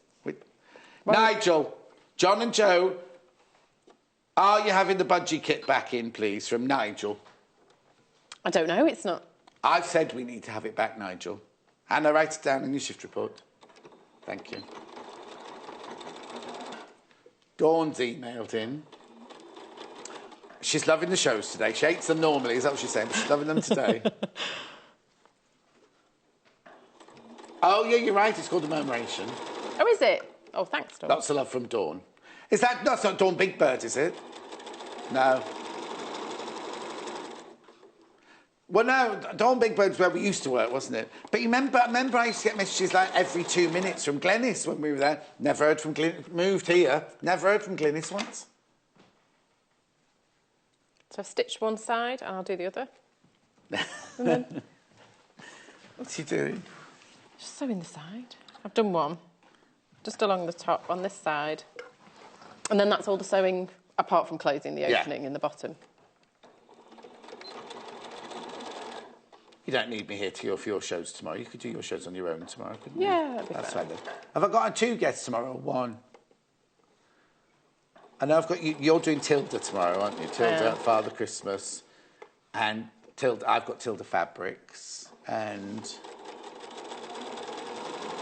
oh no, it's Jane. Jane Alcock's in tomorrow. So they can both do their shows on their own. I could have tomorrow. Kaz, sorry, watching intently as I've never made one of those frame purses before. Yes, you would do well on rainbow. Oi! I'm a bit old now, aren't I? That'd be like when I saw Jeremy Beadle playing buttons in Panto. That didn't work either. Well, especially as Cinderella was only like a girl off X Factor. She was 19 and he was about 60. I've not been to a panto in ages. Don't you go every year? No. I think we need to start doing... Well, not we as in... All right, then where are we going? Who's on in Birmingham? How old are your boys, though? 6 and 10. Oh, they still like a panto, wouldn't they? They would do, I think. Well, yeah, Hannah likes panto. We're going to go and see Amy, floor manager, in Hobson's Choice, so do you want to come? If you're up that... Oh, yeah. When you're up that week, we'll get a Chara and go all along together. Yes, she'll go mad, but... I've just clipped a couple of notches in around the curves at the side. Yeah. Making sure I've avoided the ruffle. Oh, yes, don't want to clip the ruffle. And then I'll turn it the right way out. I didn't leave the biggest turning opening. Oh, no, we go again. It's fine. That was no problem. Well, it came out much quicker than the polar bear.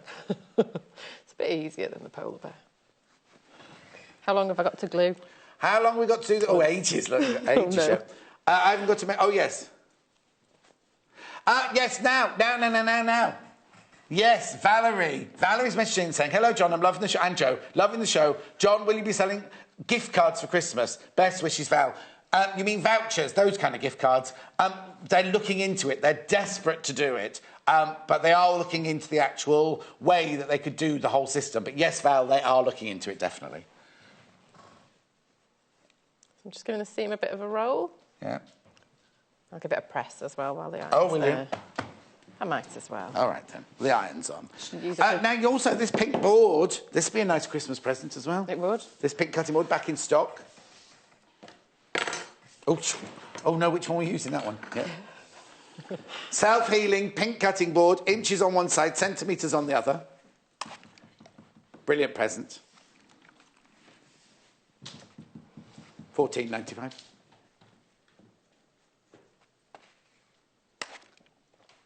A2 cutting mat. Fabulous. Can you, on tomorrow, are you in on Monday? Can you get them to order more of these? They've sold out of these as well. Jo wants one for Christmas. And she wants to go to a panto. Yeah. Oh, now, who's on in Birmingham this year? What panto is it in Birmingham this year? It was Gok Wan last year, wasn't it, the year before? Anyway. Oh, you're going behind, right? Should we do? Right, and now it's the gluing. This is the tricky bit, The tricky bit. It's finding the right balance between... You need quite a bit of glue in there, but not so much that it squidges out on your purse. But you can sponge it off. Maybe have some cotton buds or something handy. And do one side at a time. I would put the glue in and then leave it to go tacky. Yeah. But I'll just go for it this time. So, the question we always have, is the nozzle... No, is the gap in the clasp wide enough on all of them for the nozzle of the glue to go in? And yes, it is. It is. Has it got any glue in? Yeah, I've just got an air bubble. Let's see if I can... Is it working? Yeah. Oh, Jack and the Beanstalk's panto. Oh, is it? Oh, no, that's Nats. What's her name? That's Lisa Riley. She's got a weave specially for it. That's Wolverhampton. That's you want Birmingham Hippodrome or Birmingham Alexandra, not Wolverhampton. Not that there's anything wrong with Wolverhampton, but we couldn't walk there from here, could we? So you're letting that go tacky. You don't put glue on here, then. You only put it in there. Pop it in the channel all the way along. Yeah. Leave it to go a bit tacky, and then do one side at a time and let it dry. Because if you've got one side, do both at the same time. Now, when I did... Oh, you are turning it round. Yeah. When I did this the other day... Oh, no, you are doing the front one first. Well, I thought it would give a better idea of the finished. Okay. I would normally do the back one first, but I thought it'd give a better impression of the finished purse. Because when I did a roundup show recently, Was it you, Hannah, or was it little Paul? And they were all going, Joe always does the back one first. Joe always does the back one first, and then you're doing the front one first today. I am. Pauline, help, she says. I've made the purses. When it came to gluing them onto the clips, I ended up throwing the purse across the floor. Pauline and Guildford. This one, look, Pauline. So you do one side at a time. Joe's done the front one. It is fiddly, but look. It is. I mean, I've made a few, and I still get a bit nervous at this point. So I've squidged a bit of glue out there. And you want the hinges to line up with the seam. Oh, just turn that round so we didn't see that. Can I pull this bit down? Yeah. So you want the hinge here to line up with the seam going down there. Right, OK. So, Pauline, I don't see what the hassle was. Look. Oh, no, hang on, it's come out again. I wouldn't have got that far, Pauline. Mine had gone across the room when the ruffle didn't go right. There we go. I'll just hold that in. Cinderella is the Hippodrome one. Oh, I like Cinderella. Who's in it? Beverly Knight! I don't know who that is. She playing the fairy godmother? Yeah. Danny Mac. He was on Strictly Come Dancing last year. I thought he was on tour with... It's ready for my close-up, Mr. Mill. What's that called? The Sunset. Yeah, Sunset Boulevard. Anyway, yeah, Danny Mac's in it. There'll be a lot of dancing then. Who? Matt Slack? No. He'll play an ugly sister. Oh, Susan Shaw. The Gumbleweeds. Who's Suzanne Shaw, you mean, not Susan Shaw? Oh, from here, sir? Yeah, Suzanne Shaw. She was in that, the same pop group as Michelle with the black hair, wasn't she? In, was it Pop Idol? What were they called? Was she in Hearsay? Hearsay, yeah. God, yeah. Is that she playing Cinderella? Who's playing Cinderella? Because there's your... And introducing... No, Suzanne Shaw's way too old to play Cinderella. No, that's wrong. You're not having it? No. Suzanne Shaw's way too old to play Cinderella, in my humble opinion. So we're just waiting for it to dry? Yeah. It's like watching glue dry, this, isn't it? Pauline, I hope that helped, my love. But any on the frame, any glue that gets on the frame is fine, because that comes off quite easily. Okay. But sponge, cotton bud, and just sponge any off the fabric. I was going to say, does it dry clear, or do you have to get rid of it while it's still wet? It dries clear, but try and get rid of as much as possible while it's still wet. But it sort of gives an idea of the finished. Oh, it's lovely. Purse. Andrew's just messaging saying, how's Lady Georgie's a friend of mine who used to watch the last channel I worked on. She's only won loads of money. She still lives in a little bungalow, but she's now stinking rich. There we go. And that's it. That's it. What time is it? I have to go anyway. So you're on with me tomorrow. Yes. And you're doing Tilda, Father Christmas and Stocking, and... A deer head. Oh, yeah, Oh, it's not there. It's not. Is it normally hanging there? Anyway, and the deer head. Shall I go over and do thingies now then? Thank you ever so much. Oh, thank you. Thank you. See you tomorrow. See you tomorrow. Be better tomorrow. I'm only joking. She went, right, what am I going to do first? Oh, right, there's a few of these left. Now, I need to tell you, the original one's all sold out. What we've got left is this kit, which you don't get the stuffing and you don't get the black felt for the nose, but you get everything else, enough to make two. You get the fabric, the embroidery thread, the eyes. 10 of those left. 10 of those left. £18.99. OK? You get the instructions as well, which is the most important bit.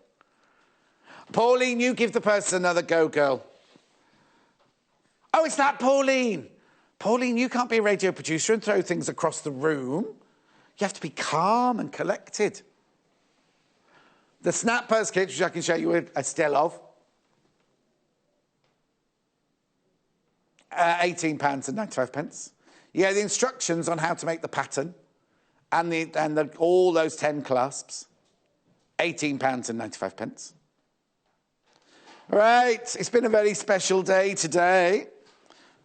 These are all in a different order. Hayley's obviously tied it up. Right, have I got time to go through all of them? Or just a few? Oh, yeah, come on then. Yeah, let's see if the graphics can keep up with those, and not while I just get them into the right pile. This is Hayley's tidying up for you. We can start with silhouette. Right, I'm ready. Silhouette's this one. Right, silhouette in yellow, Hannah's favourite. They're all $7.95 for half a metre, but you've got to check out your basket. Loads and loads with all of these in their basket. $7.95 for half a metre, that's the silhouette in yellow, right? My trolley's gone, so I'll just... Silhouette in blue. 3/4 of that has been checked out. We had loads of it, we had hundreds of that. $7.95 for half a metre. Right, green. I love the green.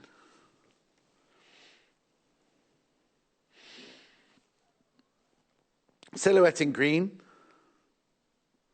Okay. I know, how'd you decide? I'd get all of them. Silhouette in lilac. You see, now, Hannah, like I was saying earlier, I'd get all the Ricardo ones. Hannah would get all the silhouette ones. And then there's also silhouette in the pink.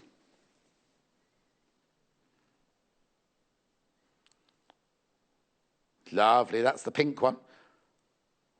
I like the pink. Oh, no, I was going to say I like the pink and green. I do like all of them. Graphics, there we go. Emily silhouette. It's cool. I've been missing the word Emily out, sorry. Right, all of them together. So they are all the silhouette. The lilac, the green, the blue, the yellow, and the pink.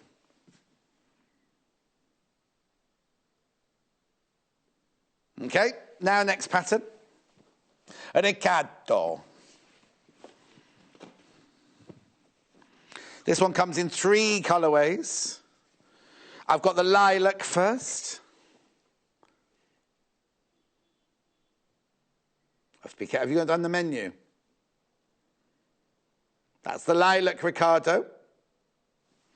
Then I've got the pink Ricardo. Most popular of the Ricardo is the pink. Oh, there it is, there it is. They're very slow, aren't they? I'd buy all 3 of these, yes. And then you've got the Ricardo in the yellow. Nice, that's very vintage, isn't it, that one? Okay, next. Mamie. Oh, we have to be quick. This will have to be the last one I do. This is Mamie in pink.